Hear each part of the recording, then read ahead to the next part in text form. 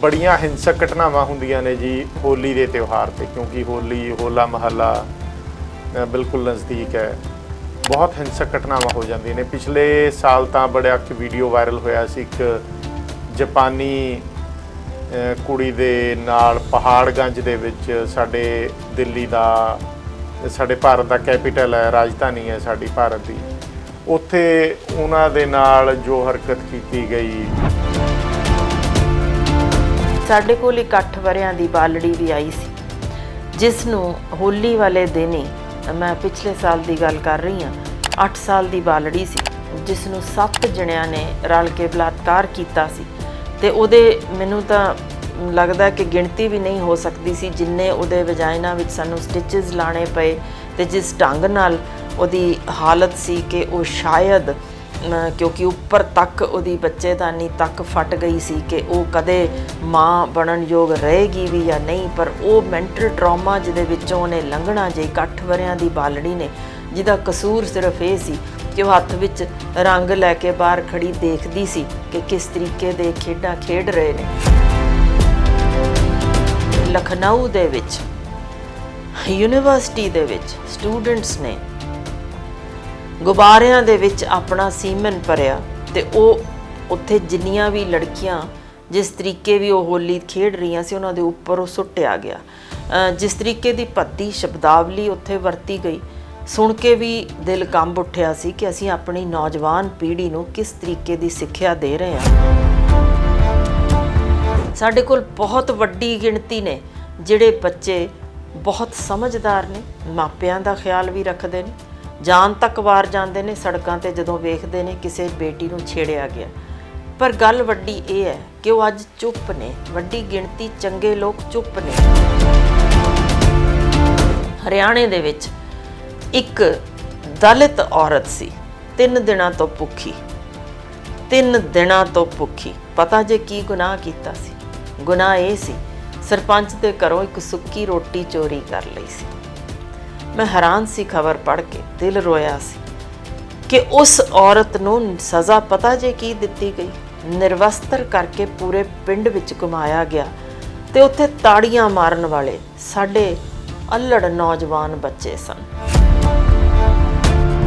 ਸ਼ਰਮਸਾਰ ਕਰਨ ਵਾਲੀਆਂ ਘਟਨਾਵਾਂ ਦੇ ਸਿਰਜਣਹਾਰ ਉਹ ਆਗੂ ਨੇ ਜਿਹੜੇ ਔਰਤ ਨੂੰ ਉਹਦੀ ਵੈਲਿਊ ਦੇ ਅਕੋਰਡਿੰਗ, ਉਹਦੇ ਇੱਜ਼ਤ ਮਾਣ ਜੋ ਬਣਦਾ ਆ ਉਹਦੇ ਤੋਂ ਵਾਂਝਾ ਰੱਖਦੇ ਨੇ, ਤੇ ਉਹਨੂੰ ਅਕਸਰ ਇਹ ਵੀ ਸੁਣਨ 'ਚ ਆਇਆ ਕਿ ਜੀ ਇਹ ਤਾਂ ਪੈਰ ਦੀ ਜੁੱਤੀ ਦੇ ਬਰਾਬਰ ਨੇ। ਧਾਰਮਿਕ ਤਾਂ ਆਗੂਆਂ ਦੀ ਹੁਣ ਮੈਨੂੰ ਲੱਗਦਾ ਹੈ ਕਿ ਗੱਲ ਕਰਨੀ ਵੀ ਫਜ਼ੂਲ ਹੈ। ਜਿੰਨੀਆਂ ਕੁ ਖਬਰਾਂ ਨਿਕਲ ਚੁੱਕੀਆਂ, ਜਿਸ ਢੰਗ ਨਾਲ ਸਰੀਰਕ ਸ਼ੋਸ਼ਣ ਉਹ ਔਰਤਾਂ ਦਾ ਕਰਦੇ ਨੇ, ਧਾਰਮਿਕ ਥਾਵਾਂ ਦੇ ਅੰਦਰ ਜਦੋਂ ਨਾਬਾਲਗ ਬੇਟੀਆਂ ਦੇ ਬਲਾਤਕਾਰ ਹੋਣ, ਉਹਨਾਂ ਨੂੰ ਕਤਲ ਤੱਕ ਕਰ ਦਿੱਤਾ ਜਾਂਦਾ ਹੋਏ, ਹੱਡੀਆਂ ਤੱਕ ਤੋੜ ਦਿੱਤੀਆਂ ਜਾਂਦੀਆਂ ਹੋਣ, ਤੇ ਸਾਡੇ ਕੋਲ ਤਾਂ ਇਹ ਵੀ ਸਬੂਤ ਮੌਜੂਦ ਨੇ ਲਿਖਤ ਕਿ ਜਿਹੜੀਆਂ ਦੇਵਦਾਸੀਆਂ ਬਣਾਈਆਂ ਜਾਂਦੀਆਂ ਸੀ, ਜਦੋਂ ਉਹਨਾਂ ਨਾਬਾਲਗ ਬੇਟੀਆਂ ਦਾ ਸਰੀਰਕ ਸ਼ੋਸ਼ਣ ਕਰਦੇ ਸਨ, ਉਦੋਂ ਪਾਂਡੇ ਤਾਂ ਕਿਵੇਂ ਗਰਭ ਠਹਿਰ ਜਾਣ ਉੱਤੇ ਢਿੱਡ ਵਿੱਚ ਠੁੱਡੇ ਮਾਰ ਕੇ ਉਹ ਗਰਭ ਡੇਗਿਆ ਜਾਂਦਾ ਸੀ, ਤਾਂ ਉਹ ਉਸ ਨਰਕ ਤੋਂ ਨਿਜਾਤ ਹੀ ਉਸ ਤਰੀਕੇ ਦੀ ਮੌਤ ਰਾਹੀਂ ਪਾਉਂਦੀਆਂ ਸਨ।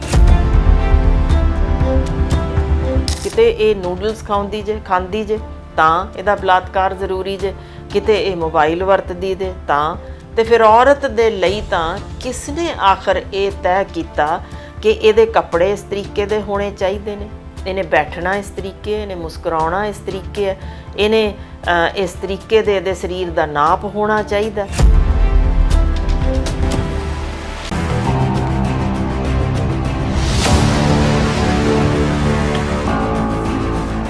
ਪ੍ਰੋਗਰਾਮ ਕਿਛ ਸੁਣੀਏ ਕਿਛ ਕਹੀਏ ਦੇ ਵਿੱਚ ਗਲੋਬਲ ਪੰਜਾਬ ਟੀਵੀ ਤੇ ਚੈਨਲ ਪੰਜਾਬੀ ਦੇ ਦਰਸ਼ਕਾਂ ਦਾ ਨਿੱਘਾ ਸਵਾਗਤ ਹੈ।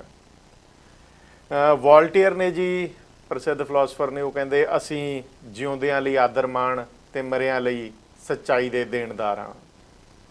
ਸੋ ਜਦੋਂ ਅਸੀਂ ਫਿਲਾਸਫੀ ਦੀਆਂ ਗੱਲਾਂ ਕਰਦੇ ਹਾਂ, ਪ੍ਰਸਿੱਧ ਗੱਲਾਂ ਕਰਦੇ ਹਾਂ, ਤਾਂ ਉਹਦੇ ਵਿੱਚ ਧੀਮੀ ਆਵਾਜ਼ ਦੇ ਵਿੱਚ ਬੋਲਣ ਵਾਲੀਆਂ ਸ਼ਖਸੀਅਤਾਂ ਵੀ ਸਿਖਰ ਤੱਕ ਚੋਟ ਕਰਦੀਆਂ ਨੇ, ਉੱਤੇ ਤੱਕ ਸੱਟ ਮਾਰਦੀਆਂ ਨੇ, ਭਾਵੇਂ ਉਹ ਪਿਆਰ ਨਾਲ ਨਿੱਘ ਨਾਲ ਬੋਲਦੀਆਂ ਨੇ। ਉਹਨਾਂ ਦੇ ਵਿੱਚੋਂ ਇੱਕ ਮਹਾਨ ਸ਼ਖਸੀਅਤ ਨੇ ਡਾਕਟਰ ਹਰਸ਼ਿੰਦਰ ਕੌਰ। ਤੇ ਡਾਕਟਰ ਹਰਸ਼ਿੰਦਰ ਕੌਰ ਦੀ ਆਵਾਜ਼ ਜਦੋਂ ਕਿਸੇ ਵੀ ਮੰਚ ਤੇ ਉਹ ਬੋਲਣ, ਚਾਹੇ ਉਹ ਸਟੇਜ ਹੋਵੇ, ਚਾਹੇ ਉਹ ਟੀਵੀ ਹੋਵੇ, ਚਾਹੇ ਰੇਡੀਓ ਹੋਵੇ, ਤਾਂ ਉਹਨਾਂ ਦੇ ਵਿਚਾਰ ਜੋ ਪੇਸ਼ ਹੁੰਦੇ ਨੇ ਸਰਕਾਰਾਂ ਤੱਕ ਪਹੁੰਚਦੇ ਨੇ। ਸੋ ਉਹਨਾਂ ਨੂੰ ਦਰਸ਼ਕ ਬਹੁਤ ਪਸੰਦ ਕਰਨੇ। ਉਹਨਾਂ ਦੇ ਨਾਲ ਅਸੀਂ ਪ੍ਰੋਗਰਾਮ ਲੈ ਕੇ ਆਏ ਹਾਂ ਕਿਚ ਸੁਣੀਏ ਕਿਚ ਕਹੀਏ। ਸੋ ਡਾਕਟਰ ਹਰਸ਼ਿੰਦਰ ਕੌਰ ਦਾ ਪਹਿਲਾਂ ਆਪਾਂ ਸਵਾਗਤ ਕਰ ਲੈਂਦੇ ਹਾਂ, ਅਤੇ ਉਸ ਤੋਂ ਬਾਅਦ ਟੌਪਿਕ ਦੇ ਉੱਤੇ ਆ ਜਾਂਦੇ ਹਾਂ, ਜਿਹੜਾ ਕਿ ਔਰਤਾਂ ਦੀ ਰਾਜਨੀਤੀ ਅਤੇ ਹੋਲੀ ਦੇ ਤਿਉਹਾਰ ਨੂੰ ਲੈ ਕੇ ਹੈ। ਡਾਕਟਰ ਸਾਹਿਬ, ਬਹੁਤ ਸਵਾਗਤ ਹੈ ਜੀ ਤੁਹਾਡਾ। ਬਹੁਤ ਬਹੁਤ ਧੰਨਵਾਦ ਭਾਜੀ, ਤੁਸੀਂ ਬਹੁਤ ਮਾਣ ਬਖਸ਼ਿਆ, ਧੰਨਵਾਦ। ਤੇ ਸਾਰੇ ਸਰੋਤਿਆਂ ਦੀ ਬਹੁਤ ਬਹੁਤ ਮੈਂ ਪਹਿਲਾਂ ਤਾਂ ਉਹਨਾਂ ਨੂੰ ਧੰਨਵਾਦ ਕਰਦੀ ਹਾਂ ਕਿ ਉਹ ਲਗਾਤਾਰ ਸਾਡੇ ਪ੍ਰੋਗਰਾਮ ਨੂੰ ਪਸੰਦ ਕਰ ਰਹੇ ਨੇ, ਜਿਸ ਕਾਰਨ ਅਸੀਂ ਪ੍ਰੋਗਰਾਮ ਜਾਰੀ ਰੱਖ ਰਹੇ ਹਾਂ। ਤੇ ਸਾਰਿਆਂ ਨੂੰ ਹੀ ਬਹੁਤ ਨਿੱਘੀ ਸਤਿ ਸ਼੍ਰੀ ਅਕਾਲ। ਡਾਕਟਰ ਸਾਹਿਬ, ਮੁੱਦੇ ਤੇ ਆਨੇ ਆ ਜੀ ਸਿੱਧੇ, ਕਿਉਂਕਿ ਹੋਲੀ ਦਾ ਤਿਉਹਾਰ ਆ ਰਿਹਾ ਆ। ਉੱਦਾਂ ਤਾਂ ਕਹਿੰਦੇ ਜੀ ਔਰਤਾਂ ਦੀ ਪਾਰਟਿਸਪੇਸ਼ਨ ਬਹੁਤ ਘੱਟ ਹੁੰਦੀ ਆ ਰਾਜਨੀਤੀ ਦੇ ਵਿੱਚ, ਅਤੇ ਉਹਨਾਂ ਨੂੰ ਜਿੱਥੇ ਕਿਤੇ ਕੰਮ ਕਰਦੀਆਂ ਨੇ ਉੱਥੇ ਵੀ ਉਹਨਾਂ ਨੂੰ ਪਰੇਸ਼ਾਨੀਆਂ ਦਾ ਸਾਹਮਣਾ ਕਰਨਾ ਪੈਂਦਾ ਆ। ਮਰਦ ਪ੍ਰਧਾਨ ਸਮਾਜ ਬਣਿਆ ਹੋਇਆ ਸਾਡਾ। ਅਤੇ ਹੋਲੀ ਦਾ ਤਿਉਹਾਰ ਆ ਗਿਆ, ਚਾਹੇ ਕੋਈ ਹੋਰ ਤਿਉਹਾਰ ਆਉਂਦਾ ਹੈ, ਜਦੋਂ ਔਰਤਾਂ ਪਾਰਟਿਸਪੇਸ਼ਨ ਉਹਦੇ ਵਿੱਚ ਵੀ ਕਰਦੀਆਂ ਨੇ, ਅਤੇ ਉਹਨਾਂ ਦੇ ਉੱਤੇ ਕੁਝ ਅਤਿਆਚਾਰ ਹੁੰਦੇ ਨੇ ਜੀ, ਜਾਂ ਕੁਝ ਅਜਿਹੀਆਂ ਹਰਕਤਾਂ ਹੋ ਜਾਂਦੀਆਂ ਨੇ ਜਿਹਨੂੰ ਅਸੀਂ ਕਹਿ ਦਿੰਦੇ ਹਾਂ ਕਿ ਹਿੰਸਕ ਵੀ ਨੇ। ਅਤੇ ਉਹ ਕਿਉਂ ਹੁੰਦੀਆਂ ਨੇ, ਕਿੱਦਾਂ ਹੁੰਦੀਆਂ ਨੇ, ਕੀ ਅਜਿਹੇ ਕਾਰਨ ਨੇ ਕਿ ਔਰਤਾਂ ਸ਼ਮੂਲੀਅਤ ਘੱਟ ਕਰਦੀਆਂ ਨੇ? ਇਹਨਾਂ ਦੇ ਉੱਤੇ ਆਪਣੇ ਵਿਚਾਰ ਪੇਸ਼ ਕਰਿਓ ਜੀ। ਹਾਂ ਜੀ, ਬਿਲਕੁਲ। ਮੈਂ ਇੱਕ ਕਹਾਣੀ ਤੋਂ ਪਹਿਲਾਂ ਸ਼ੁਰੂ ਕਰਨਾ ਚਾਹਾਂਗੀ।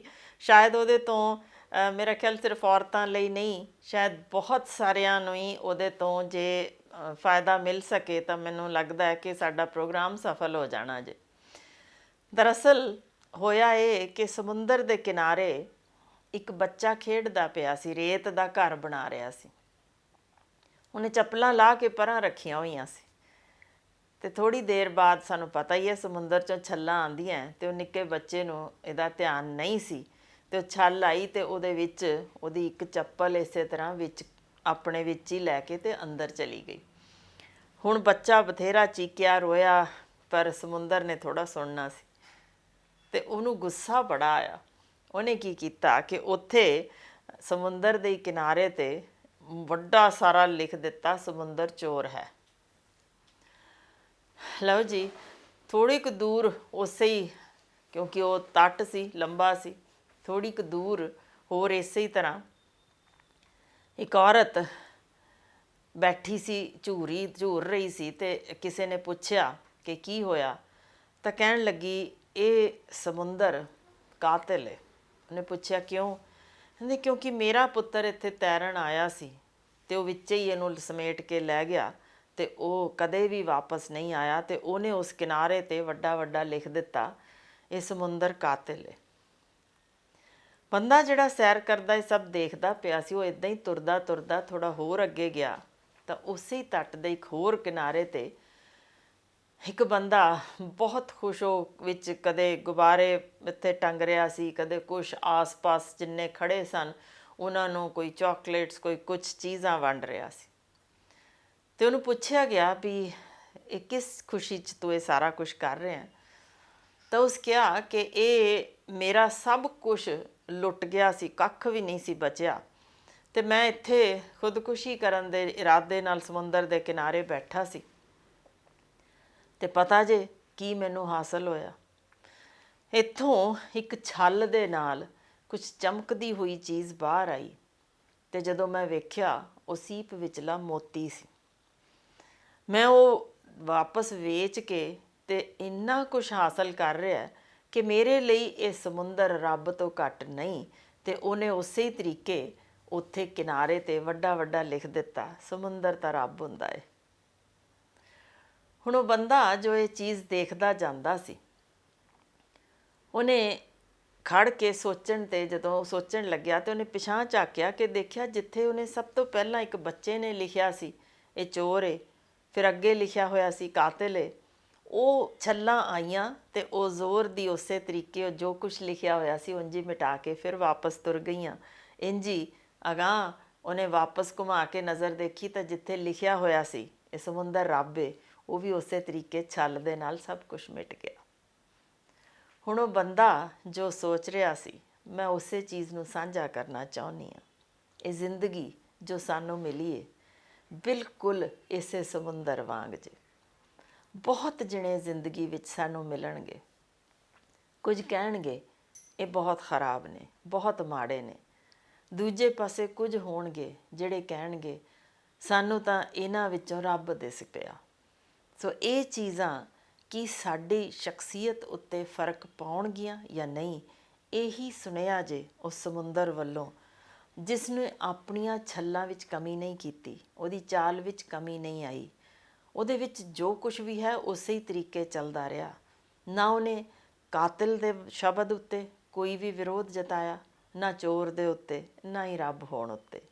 ਕਾਸ਼ ਅਸੀਂ ਵੀ ਸਮਝ ਸਕੀਏ ਕਿ ਇੱਕ ਨਿੱਕੀ ਜਿਹੀ ਮਾੜੀ ਜੋ ਸ਼ਬਦਾਵਲੀ ਬੋਲੀ ਜਾਣ 'ਤੇ ਖੁਦਕੁਸ਼ੀ ਤੱਕ ਕਰ ਜਾਣਾ, ਅਤੇ ਫਿਰ ਕਿਸੇ ਵੱਲੋਂ ਰਤਾ ਜਿਹਾ ਵੀ ਜਦੋਂ ਚੋਭ ਦਿੱਤੀ ਜਾਣੀ ਵਾਪਸ ਭੜਕ ਕੇ ਜਵਾਬ ਦੇਣਾ, ਅਤੇ ਜਾਂ ਫਿਰ ਕਿਸੇ ਵੱਲੋਂ ਇਹ ਕਹਿਣਾ ਝੁੱਕ ਕੇ ਤੁਸੀਂ ਤਾਂ ਰੱਬ ਹੋ, ਅਤੇ ਸਾਡੀ ਹਉਮੈ ਉਸ ਅਸਮਾਨ ਤੱਕ ਪਹੁੰਚ ਜਾਣੀ। ਇਹਨਾਂ ਚੀਜ਼ਾਂ ਦਾ ਕੀ ਸਾਡੀ ਜ਼ਿੰਦਗੀ ਉੱਤੇ ਫਰਕ ਪੈਣਾ ਚਾਹੀਦਾ?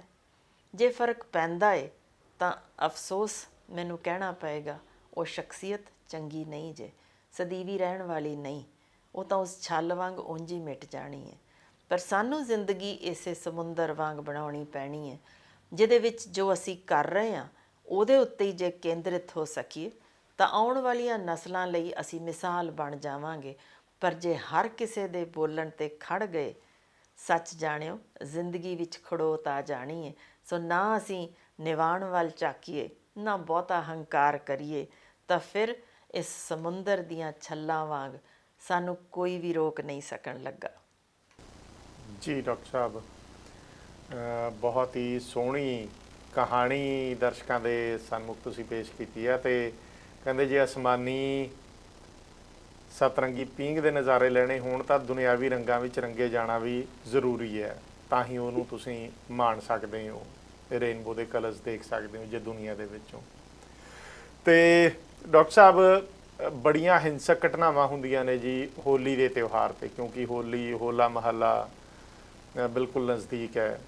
ਬਹੁਤ ਹਿੰਸਕ ਘਟਨਾਵਾਂ ਹੋ ਜਾਂਦੀਆਂ ਨੇ। ਪਿਛਲੇ ਸਾਲ ਤਾਂ ਬੜਾ ਇੱਕ ਵੀਡੀਓ ਵਾਇਰਲ ਹੋਇਆ ਸੀ, ਇੱਕ ਜਾਪਾਨੀ ਕੁੜੀ ਦੇ ਨਾਲ ਪਹਾੜਗੰਜ ਦੇ ਵਿੱਚ, ਸਾਡੇ ਦਿੱਲੀ ਦਾ, ਸਾਡੇ ਭਾਰਤ ਦਾ ਕੈਪੀਟਲ ਹੈ, ਰਾਜਧਾਨੀ ਹੈ ਸਾਡੀ ਭਾਰਤ ਦੀ, ਉੱਥੇ ਉਹਨਾਂ ਦੇ ਨਾਲ ਜੋ ਹਰਕਤ ਕੀਤੀ ਗਈ, ਉਸ ਤੋਂ ਬਾਅਦ ਉਹਦੇ ਸਿਰ 'ਤੇ ਅੰਡਾ ਫੋੜਿਆ ਗਿਆ। ਅਤੇ ਬੰਗਲਾਦੇਸ਼ ਜਾਣ ਤੋਂ ਪਹਿਲਾਂ ਉਹਨੇ ਇੱਕ ਵੀਡੀਓ ਪਾਈ, ਫਿਰ ਡਿਲੀਟ ਕਰ ਦਿੱਤੀ। ਅਤੇ ਇਸੇ ਤਰੀਕੇ ਨਾਲ 8 ਵਿਅਕਤੀ ਉੱਤਰ ਪ੍ਰਦੇਸ਼ ਦੇ ਵਿੱਚ ਪ੍ਰਯਾਗਰਾਜ ਦੇ ਵਿੱਚ ਉੱਥੇ ਹਲਾਕ ਹੋ ਗਏ, ਕਤਲ ਹੋ ਗਏ, ਇੱਕ ਦੂਜੇ ਨਾਲ ਮਾਰਕੁੱਟ ਕਰਦੇ ਹੋਏ, ਕਿਉਂਕਿ 2 ਤਿਉਹਾਰ ਉਦੋਂ ਹੋਲੀ ਵਾਲੇ ਦਿਨ ਪਿਛਲੇ ਸਾਲ ਹੋਏ ਸੀ। ਅਤੇ ਕਹਿੰਦੇ ਹੋਰ ਵੀ ਅਸੀਂ ਦੇਖਦੇ ਹਾਂ ਜਿੱਦਾਂ ਮੰਡੀਰ ਜਾਂਦੀ ਆ ਕਿ ਨਸ਼ੇ ਦੇ ਵਿੱਚ ਕੋਈ ਹਥਿਆਰਾਂ ਦੀ ਵਰਤੋਂ ਕਰਦੇ ਆ। ਸੋ ਇਦਾਂ ਦੇ ਕਈ ਕੇਸਿਸ ਸਾਹਮਣੇ ਆ ਚੁੱਕੇ ਜੀ ਇਸ ਤਿਉਹਾਰ ਨੂੰ ਲੈ ਕੇ। ਜੀ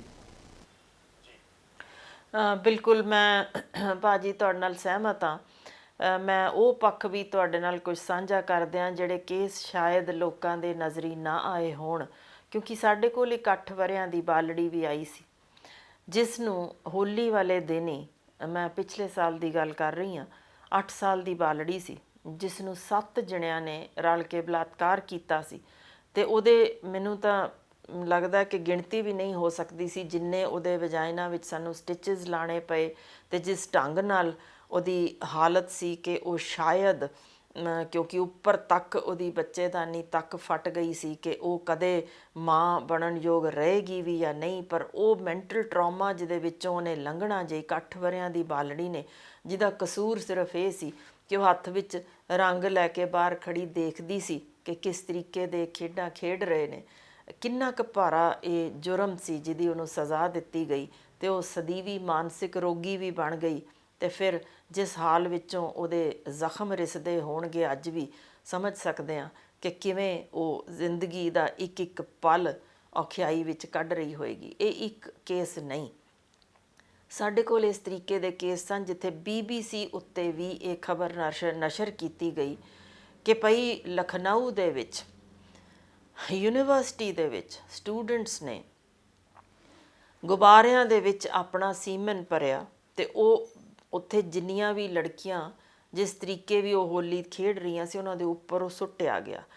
ਜਿਸ ਤਰੀਕੇ ਦੀ ਭੱਦੀ ਸ਼ਬਦਾਵਲੀ ਉੱਥੇ ਵਰਤੀ ਗਈ, ਸੁਣ ਕੇ ਵੀ ਦਿਲ ਕੰਬ ਉੱਠਿਆ ਸੀ ਕਿ ਅਸੀਂ ਆਪਣੀ ਨੌਜਵਾਨ ਪੀੜ੍ਹੀ ਨੂੰ ਕਿਸ ਤਰੀਕੇ ਦੀ ਸਿੱਖਿਆ ਦੇ ਰਹੇ ਹਾਂ ਕਿ ਜਿਹੜੇ ਯੂਨੀਵਰਸਿਟੀਆਂ ਵਿੱਚ ਪੜ੍ਹਦੇ, ਆਪਾਂ ਮੰਡੀਰ ਦੀ ਗੱਲ ਕਰਦੇ ਹਾਂ, ਵਿਹਲੜਾਂ ਦੀ ਗੱਲ ਕਰਦੇ ਹਾਂ, ਅਨਪੜ੍ਹਾਂ ਦੀ ਗੱਲ ਕਰਦੇ ਹਾਂ, ਪਰ ਕੀ ਪੜ੍ਹੇ ਲਿਖੇ ਵਾਕਈ ਪੜ੍ਹੇ ਲਿਖਿਆਂ ਵਿੱਚ ਗਿਣੇ ਜਾਣੇ ਚਾਹੀਦੇ ਨੇ?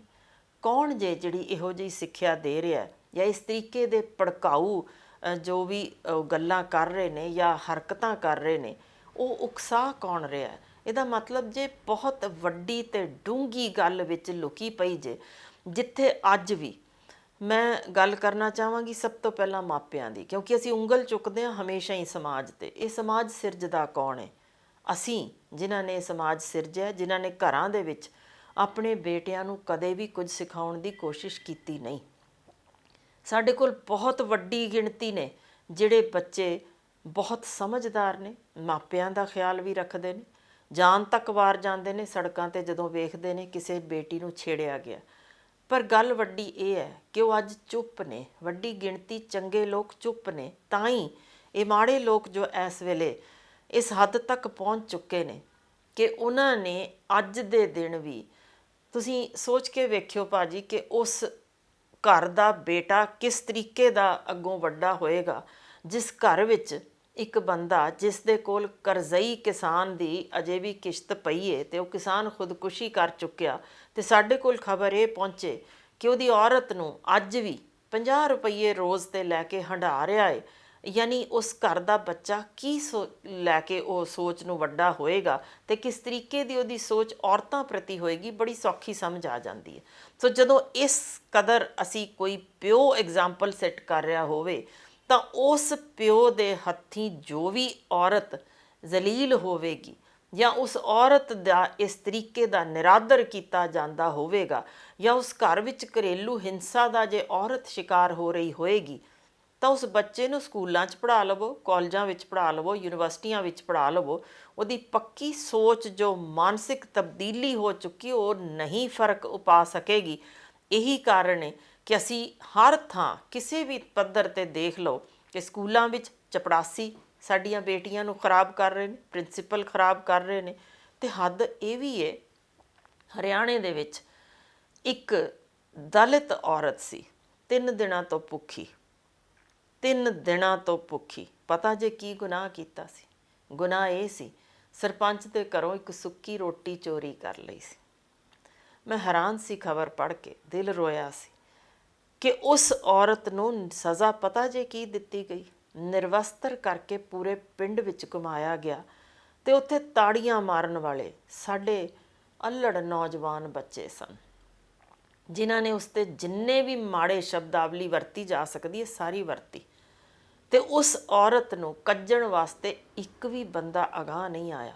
ਇਹ ਨਹੀਂ ਸੀ ਕਿ ਉਸ ਪਿੰਡ ਵਿੱਚ ਚੰਗੇ ਲੋਕ ਨਹੀਂ ਸੀ, ਪਰ ਉਹ ਚੁੱਪ ਰਹਿ ਗਏ, ਦੱਬੇ ਗਏ, ਇਸ ਹੁੱਲੜਬਾਜ਼ੀ ਦੇ ਵਿੱਚ ਅਗਾਂਹ ਨਹੀਂ ਆਏ। ਇਹੀ ਜੇ ਸਾਡੇ ਸਮਾਜ ਦੀ ਅਸਲੀਅਤ ਕਿ ਚੰਗੇ ਬੰਦੇ ਹਨ ਪਰ ਉਹ ਚੁੱਪੀ ਤੋੜ ਨਹੀਂ ਰਹੇ ਤੇ ਉਹ ਜਿਸ ਤਰੀਕੇ ਦੱਬੇ ਜਾ ਰਹੇ ਨੇ, ਥੋੜ੍ਹੀ ਗਿਣਤੀ ਇਸ ਤਰੀਕੇ ਦੇ ਹੁੱਲੜਬਾਜ਼ਾਂ ਹੇਠ, ਤਾਂ ਫਿਰ ਔਰਤ ਪ੍ਰਤੀ ਹੁੰਦੇ ਜੁਰਮ ਕਦੇ ਵੀ ਘਟਨੇ ਨਹੀਂ, ਇਹ ਇਸੇ ਤਰੀਕੇ ਵੱਧਦੇ ਜਾਣੇ ਨੇ। ਕਿਉਂਕਿ ਨਾ ਤਾਂ ਅਸੀਂ ਅੱਜ ਦਾਜ ਦੇ ਖਾਤਰ ਸਾੜੀਆਂ ਜਾ ਰਹੀਆਂ ਔਰਤਾਂ 'ਚ ਕਮੀ ਦੇਖੀਏ, ਨਾ ਤੇਜ਼ਾਬ ਸੁੱਟੇ ਜਾਂਦੀਆਂ ਬੇਟੀਆਂ 'ਚ ਕਮੀ ਦੇਖੀਏ, ਨਾ ਔਰਤਾਂ ਦੀ ਜਿਸਮ ਫਰੋਸ਼ੀ ਵਿੱਚ ਕਮੀ ਦਿਸੀਏ ਤੇ ਨਾ ਹੀ ਘਰੇਲੂ ਹਿੰਸਾ ਵਿੱਚ ਕਮੀ। ਪਰ ਅਸੀਂ ਤਾਂ ਕਮਾਲ ਹੀ ਕਰ ਛੱਡੀ ਹੈ ਕਿ ਪੰਜਾਬੀਆਂ ਨੇ ਆਪੋ ਆਪਣੇ ਘਰਾਂ ਦੀਆਂ ਨਾਬਾਲਗ ਬੇਟੀਆਂ ਵੀ ਛੱਡੀਆਂ ਨਹੀਂ, ਜਿੱਥੇ ਸਕੇ ਪਿਓ ਜਾਂ ਸਕੇ ਭਰਾ, ਚਾਚੇ, ਤਾਏ ਸ਼ਰਾਬ ਜਾਂ ਨਸ਼ੇ ਦੇ ਅਸਰ ਹੇਠ ਉਹ ਬੇਟੀਆਂ ਨੂੰ ਵੀ ਛੱਡ ਨਹੀਂ ਰਹੇ। ਤਾਂ ਫਿਰ ਗੱਲ ਆਪਾਂ ਕਿਹੜੇ ਸਮਾਜ ਦੀ ਕਰਦੇ ਹਾਂ? ਡਾਕਟਰ ਸਾਹਿਬ ਬਿਲਕੁਲ ਦਰੁਸਤ ਹੈ ਜੀ ਗੱਲ। ਸਮਾਜ ਸਿਰਜਣ ਵਾਲੇ ਨੇ ਸਾਡੇ ਆਗੂ, ਖਾਸ ਕਰ ਰਾਜਨੀਤਿਕ ਆਗੂ ਤੇ ਧਾਰਮਿਕ ਆਗੂ। ਪਰ ਕਈ ਧਾਰਮਿਕ ਆਗੂਆਂ 'ਤੇ ਅਜਿਹੇ ਇਲਜ਼ਾਮ ਲੱਗ ਚੁੱਕੇ ਨੇ ਕਿ ਉਹਨਾਂ ਨੇ ਸ਼ਰਮਸਾਰ ਕਰ ਦਿੱਤਾ, ਉਹਨਾਂ ਨੂੰ ਅਦਾਲਤ ਦੇ ਵਿੱਚੋਂ ਸਜ਼ਾ ਵੀ ਮਿਲ ਚੁੱਕੀ ਹੈ। ਤੇ ਦੂਜੇ ਪਾਸੇ ਸਾਡੇ ਰਾਜਨੀਤਿਕ ਆਗੂ ਨੇ ਜਿਨ੍ਹਾਂ ਦੇ ਅਕਸਰ ਵੀਡੀਓ ਵਾਇਰਲ ਹੁੰਦੇ ਨੇ। ਸੋ ਸ਼ਰਮਸਾਰ ਕਰਨ ਵਾਲੀਆਂ ਘਟਨਾਵਾਂ ਦੇ ਸਿਰਜਣਹਾਰ ਉਹ ਆਗੂ ਨੇ ਜਿਹੜੇ ਔਰਤ ਨੂੰ ਉਹਦੀ ਵੈਲਿਊ ਦੇ ਅਕੋਰਡਿੰਗ, ਉਹਦੇ ਇੱਜ਼ਤ ਮਾਣ ਜੋ ਬਣਦਾ ਆ ਉਹਦੇ ਤੋਂ ਵਾਂਝਾ ਰੱਖਦੇ ਨੇ, ਤੇ ਉਹਨੂੰ ਅਕਸਰ ਇਹ ਵੀ ਸੁਣਨ 'ਚ ਆਇਆ ਕਿ ਜੀ ਇਹ ਤਾਂ ਪੈਰ ਦੀ ਜੁੱਤੀ ਦੇ ਬਰਾਬਰ ਨੇ। ਸੋ ਇਹ ਚੀਜ਼ਾਂ ਜਦੋਂ ਤੱਕ ਨਹੀਂ ਹਟਣਗੀਆਂ ਉਦੋਂ ਤੱਕ ਕਿੱਦਾਂ ਅਸੀਂ ਕਹਿ ਸਕਦੇ ਹਾਂ ਕਿ ਸਾਡਾ ਸਮਾਜ ਉਸਾਰੂ ਸੋਚ ਵਾਲਾ ਆ, ਸਿਰਜਿਆ ਜਾਵੇਗਾ। ਔਰਤਾਂ ਦੇ ਰਾਖਵੇਂ ਕਰਨ ਲਈ ਪਾਰਲੀਮੈਂਟ ਦੇ ਵਿੱਚ ਬਿੱਲ ਕਈ ਵਾਰ ਆ ਚੁੱਕੇ ਆ।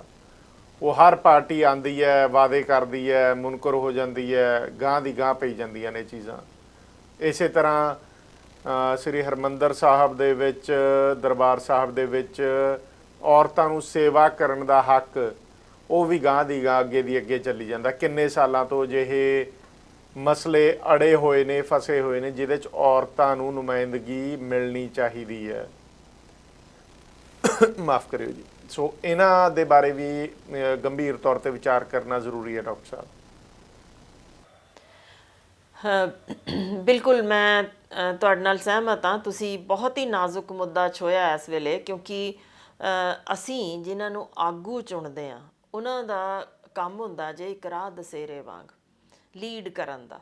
ਹੁਣ ਜਦੋਂ ਅਸੀਂ ਦੇਖੀਏ ਕਿ ਅਸੈਂਬਲੀਆਂ 'ਚ ਤਾਂ ਇਹ ਬੈਠੇ ਪੌਰਨ ਮੂਵੀਜ਼ ਦੇਖਦੇ ਨੇ, ਤੇ ਫਿਰ ਧਾਰਮਿਕ ਤਾਂ ਆਗੂਆਂ ਦੀ ਹੁਣ ਮੈਨੂੰ ਲੱਗਦਾ ਹੈ ਕਿ ਗੱਲ ਕਰਨੀ ਵੀ ਫਜ਼ੂਲ ਹੈ। ਜਿੰਨੀਆਂ ਕੁ ਖਬਰਾਂ ਨਿਕਲ ਚੁੱਕੀਆਂ, ਜਿਸ ਢੰਗ ਨਾਲ ਸਰੀਰਕ ਸ਼ੋਸ਼ਣ ਉਹ ਔਰਤਾਂ ਦਾ ਕਰਦੇ ਨੇ, ਧਾਰਮਿਕ ਥਾਵਾਂ ਦੇ ਅੰਦਰ ਜਦੋਂ ਨਾਬਾਲਗ ਬੇਟੀਆਂ ਦੇ ਬਲਾਤਕਾਰ ਹੋਣ, ਉਹਨਾਂ ਨੂੰ ਕਤਲ ਤੱਕ ਕਰ ਦਿੱਤਾ ਜਾਂਦਾ ਹੋਏ, ਹੱਡੀਆਂ ਤੱਕ ਤੋੜ ਦਿੱਤੀਆਂ ਜਾਂਦੀਆਂ ਹੋਣ, ਤੇ ਸਾਡੇ ਕੋਲ ਤਾਂ ਇਹ ਵੀ ਸਬੂਤ ਮੌਜੂਦ ਨੇ ਲਿਖਤ ਕਿ ਜਿਹੜੀਆਂ ਦੇਵਦਾਸੀਆਂ ਬਣਾਈਆਂ ਜਾਂਦੀਆਂ ਸੀ, ਜਦੋਂ ਉਹਨਾਂ ਨਾਬਾਲਗ ਬੇਟੀਆਂ ਦਾ ਸਰੀਰਕ ਸ਼ੋਸ਼ਣ ਕਰਦੇ ਸਨ ਉਦੋਂ ਪਾਂਡੇ, ਤਾਂ ਕਿਵੇਂ ਗਰਭ ਠਹਿਰ ਜਾਣ ਉੱਤੇ ਢਿੱਡ ਵਿੱਚ ਠੁੱਡੇ ਮਾਰ ਕੇ ਉਹ ਗਰਭ ਡੇਗਿਆ ਜਾਂਦਾ ਸੀ, ਤਾਂ ਉਹ ਉਸ ਨਰਕ ਤੋਂ ਨਿਜਾਤ ਹੀ ਉਸ ਤਰੀਕੇ ਦੀ ਮੌਤ ਰਾਹੀਂ ਪਾਉਂਦੀਆਂ ਸਨ।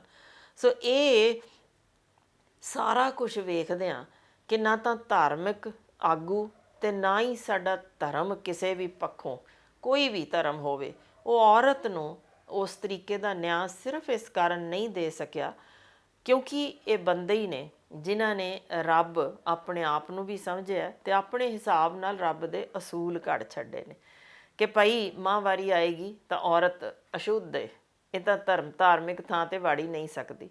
ਭਾਈ ਇਸ ਥਾਂ ਤੇ ਔਰਤ ਕੀਰਤਨ ਨਹੀਂ ਕਰ ਸਕਦੀ ਕਿਉਂਕਿ ਇਹਨੂੰ ਮਾਹਵਾਰੀ ਆਉਂਦੀ ਜੇ। ਲਓ, ਇਹ ਗੱਲਾਂ ਇੱਕ ਜਾਂ ਦੋ ਨਹੀਂ, ਹਰ ਥਾਂ ਤੇ। ਕਿਤੇ ਇਹ ਨੂਡਲਸ ਖਾਂਦੀ ਜੇ ਤਾਂ ਇਹਦਾ ਬਲਾਤਕਾਰ ਜ਼ਰੂਰੀ ਜੇ, ਕਿਤੇ ਇਹ ਮੋਬਾਈਲ ਵਰਤਦੀ ਦੇ ਤਾਂ। ਤੇ ਫਿਰ ਔਰਤ ਦੇ ਲਈ ਤਾਂ ਕਿਸ ਨੇ ਆਖਰ ਇਹ ਤੈਅ ਕੀਤਾ ਕਿ ਇਹਦੇ ਕੱਪੜੇ ਇਸ ਤਰੀਕੇ ਦੇ ਹੋਣੇ ਚਾਹੀਦੇ ਨੇ, ਇਹਨੇ ਬੈਠਣਾ ਇਸ ਤਰੀਕੇ, ਇਹਨੇ ਮੁਸਕਰਾਉਣਾ ਇਸ ਤਰੀਕੇ ਹੈ, ਇਹਨੇ ਇਸ ਤਰੀਕੇ ਦੇ ਇਹਦੇ ਸਰੀਰ ਦਾ ਨਾਪ ਹੋਣਾ ਚਾਹੀਦਾ। ਤੇ ਫਿਰ ਇਹ ਸਾਰਾ ਕੁਝ ਜਦੋਂ ਤੈਅ ਕਰਦਾ ਜੇ ਸਮਾਜ, ਤਾਂ ਉਹਦੇ ਵਿੱਚ ਮੇਨ ਹੈ ਕੌਣ? ਯਾਨੀ ਅਸੀਂ ਬੜੇ ਆਰਾਮ ਨਾਲ ਇਹ ਲਫ਼ਜ਼ ਬੋਲ ਦਿੰਦੇ ਹਾਂ, ਔਰਤ ਹੀ ਔਰਤ ਦੀ ਦੁਸ਼ਮਣ ਹੈ। ਮੈਨੂੰ ਤਾਂ ਅਜੇ ਤੱਕ ਨਹੀਂ ਦਿਸਿਆ ਕਿ ਬਲਾਤਕਾਰ ਕਰਨ ਵਾਲੇ ਨਿੱਕੀਆਂ ਨਾਬਾਲਗ ਧੀਆਂ ਦੇ ਕੋਈ ਔਰਤ ਹੋਵੇ। ਉਹ ਤਾਂ ਉਸੇ ਹੀ ਘਰ 'ਚ ਉਹਦਾ ਪਿਤਾ ਜਾਂ ਉਹਦਾ ਭਰਾ ਜਾਂ ਚਾਚਾ ਜਾਂ ਤਾਇਆ ਹੈ। ਤਾਂ ਫਿਰ ਘਰੇਲੂ ਹਿੰਸਾ ਜੋ 68 ਤੋਂ 70% ਤੱਕ ਪਹੁੰਚ ਚੁੱਕੀ ਹੈ, ਉੱਥੇ ਉਸ ਔਰਤ ਨੂੰ ਉਹਦੇ ਪਤੀ ਵੱਲੋਂ ਮਾਰ ਕੁੱਟ ਕੀਤੀ ਜਾਂਦੀ ਹੈ। ਤੇ ਫਿਰ ਉਹ ਔਰਤ ਜਿਹੜੀ ਕੁੱਖੋਂ ਕੁੜੀ ਜੰਮਦੀ ਹੈ, ਘਰੋਂ ਕੱਢ ਦਿੱਤੀ ਜਾਂਦੀ ਹੈ ਕਿ ਇਹ ਸਮਾਜ ਉਸ ਨੂੰ ਇੱਜ਼ਤ ਹੀ ਤਾਂ ਦੇਵੇਗਾ ਜੇ ਉਹ ਕੁੱਖੋਂ ਮਰਦ ਨੂੰ ਜੰਮੇ। ਔਰਤ ਨੂੰ ਸਦੀਆਂ ਤੋਂ ਸਿਰਫ ਇਹੀ ਸਿਖਾ ਦਿੱਤਾ ਗਿਆ ਕਿ ਤੇਰਾ ਕੰਮ ਹੀ ਮਰਦ ਦੀ ਸੇਵਾ ਕਰਨੀ। ਤੇ ਜਿਸ ਤਰੀਕੇ ਦੇ ਸਾਡੇ ਪੁਰਾਣੇ ਸ਼ਾਸਤਰ ਲਿਖਦੇ ਨੇ ਕਿ ਭਾਈ ਇਹਨੂੰ ਸਿਰਫ ਮਾਰੋ ਕੁੱਟੋ ਤੇ ਉਸ ਹੱਦ ਤੱਕ ਲੈ ਜਾਓ ਕਿ ਉਹ ਸਿਰਫ ਇੰਨਾ ਹੀ ਸੋਚ ਸਕੇ ਕਿ ਉਹਨੇ ਮਰਦ ਦੀ ਸੇਵਾ ਕਰਨੀ, ਇਸ ਤੋਂ ਵੱਧ ਉਹਦੀ ਜ਼ਿੰਦਗੀ ਦੀ ਅਹਿਮੀਅਤ ਹੀ ਨਹੀਂ।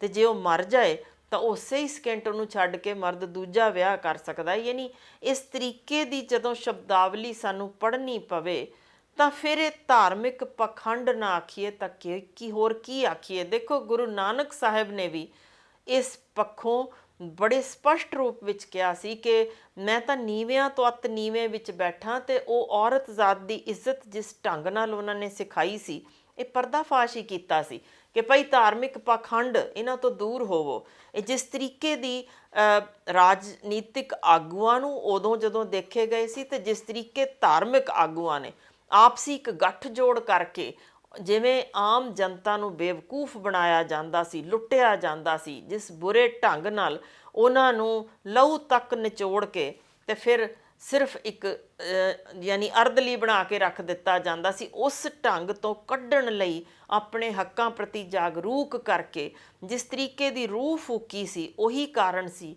ਕਿ ਔਰਤਾਂ ਵੀ ਖੜੀਆਂ ਹੋਈਆਂ ਤੇ ਉਹਨਾਂ ਘਰਾਂ ਵਿਚਲੇ ਜਿਹੜੇ ਉਹਨਾਂ ਦੇ ਪਿਤਾ ਸਨ, ਉਹਨਾਂ ਦੇ ਭਰਾ ਸਨ, ਉਹਨਾਂ ਦੇ ਪੁੱਤਰ ਸਨ, ਉਹ ਬਿਲਕੁਲ ਉਸੇ ਤਰੀਕੇ ਦੀ ਬੁਲੰਦ ਆਵਾਜ਼ ਨਾਲ ਖੜੇ ਹੋਏ, ਆਪਣੇ ਹੱਕਾਂ ਬਾਰੇ ਜਾਗਰੂਕ ਹੋ ਕੇ ਜਿਸ ਢੰਗ ਨਾਲ ਉਹਨਾਂ ਨੇ ਸਿਰ ਵਾਰੇ ਤੇ ਜਿਵੇਂ ਦੀ ਤਬਦੀਲੀ ਲਿਆਏ। ਭਾਜੀ ਅੱਜ ਤੱਕ ਦੇਖ ਲਓ ਕਿੰਨੇ ਸਾਲ ਹੋ ਗਏ, ਸਾਡੇ ਪਹਿਲੇ ਗੁਰੂ ਨਾਨਕ ਤੋਂ 10ਵੇਂ ਗੁਰੂ ਨਾਨਕ ਤੇ ਹੁਣ ਤੱਕ ਦੇ ਸਮੇਂ ਤੱਕ ਇੱਕ ਵੀ ਜੇ ਕਿਤੇ ਖੜਾ ਦਿਸ ਜਾਏ ਨਾ ਪੰਜਾਬੀ ਜਾਂ ਦਸਤਾਰਧਾਰੀ, ਜ਼ਰਾ ਇੱਜ਼ਤ ਦੇਖਿਓ, ਦੁਨੀਆ ਦੇ ਹਰ ਕੋਨੇ ਵਿੱਚ ਔਰਤ ਆਪਣੇ ਆਪ ਨੂੰ ਸੁਰੱਖਿਅਤ ਮੰਨਦੀ ਹੈ ਕਿ ਮੈਂ ਇਹਦੇ ਨੇੜੇ ਖੜੀ ਹਾਂ ਤਾਂ ਮੈਨੂੰ ਪਤਾ ਹੈ ਮੇਰੇ ਲਈ ਇਹ ਜਾਨ ਵਾਰ ਸਕਦਾ ਹੈ। ਇਹ ਸਿਰ ਫਿਰੇ ਹੋਣਗੇ ਪਰ ਇਹ ਸਿਰ ਫਿਰੇ ਜਾਂਬਾਜ਼ ਤਖਤਾ ਪਲਟਣ ਦੀ ਤਾਕਤ ਰੱਖਦੇ ਨੇ ਤੇ ਮੇਰੇ ਲਈ ਜਾਨ ਦੀ ਬਾਜ਼ੀ ਵੀ ਲਾ ਸਕਦੇ ਨੇ। ਇਹ ਸੀ ਸੋਚ ਵਿੱਚ ਤਬਦੀਲੀ ਜਿਹੜੀ ਉਸ ਸਮੇਂ ਵਿੱਚ ਲਿਆਈ ਤੇ ਜਿਹਨੇ ਔਰਤ ਨੂੰ ਮਜ਼ਬੂਤ ਕੀਤਾ।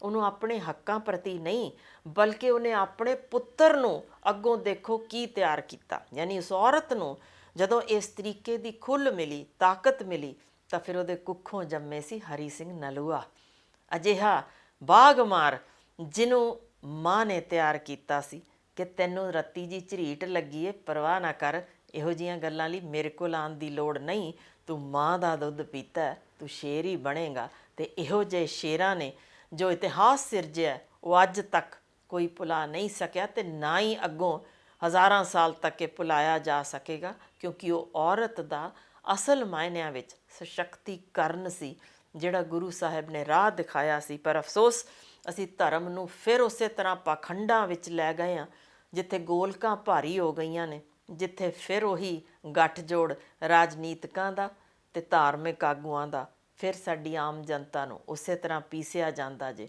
ਇਸ ਹੱਦ ਤੱਕ ਮਜਬੂਰ ਕਰ ਦਿੱਤਾ ਜਾਂਦਾ ਜੇ ਕਿ ਇੱਕ ਗਰੀਬ ਪਿਓ ਆਪਣੀ ਧੀ ਤੱਕ ਵੇਚਣ ਲਈ ਤਿਆਰ ਹੋ ਜਾਂਦਾ ਜੇ ਉਹਦੇ ਕੋਲ ਕੋਈ ਰਾਹ ਹੀ ਨਹੀਂ ਛੱਡਿਆ ਜਾਂਦਾ।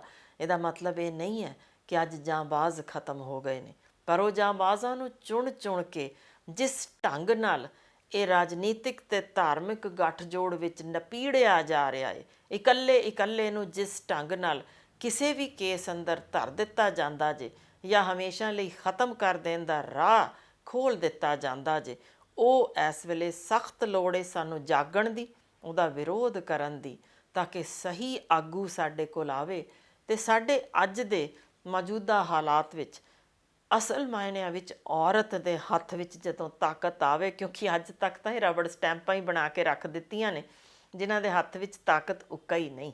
ਸੋ ਵਾਕਈ ਮੈਂ ਤੁਹਾਡੇ ਨਾਲ ਸਹਿਮਤ ਹਾਂ ਕਿ ਜਦ ਤੱਕ ਕਿ ਧਾਰਮਿਕ ਤੇ ਰਾਜਨੀਤਿਕ ਗੱਠਜੋੜ ਦੇ ਰਾਹੀਂ ਹਰ ਆਮ ਬੰਦੇ ਨੂੰ ਗਲਤ ਰਾਹ ਅਖਤਿਆਰ ਕਰਨ ਉੱਤੇ ਮਜਬੂਰ ਕੀਤਾ ਜਾਏਗਾ, ਉਹਨਾਂ ਦੀਆਂ ਧੀਆਂ ਭੈਣਾਂ 'ਤੇ ਮਾੜੀ ਅੱਖ ਰੱਖੀ ਜਾਏਗੀ, ਉਦੋਂ ਤੱਕ ਤਬਦੀਲੀ ਸੰਭਵ ਨਹੀਂ।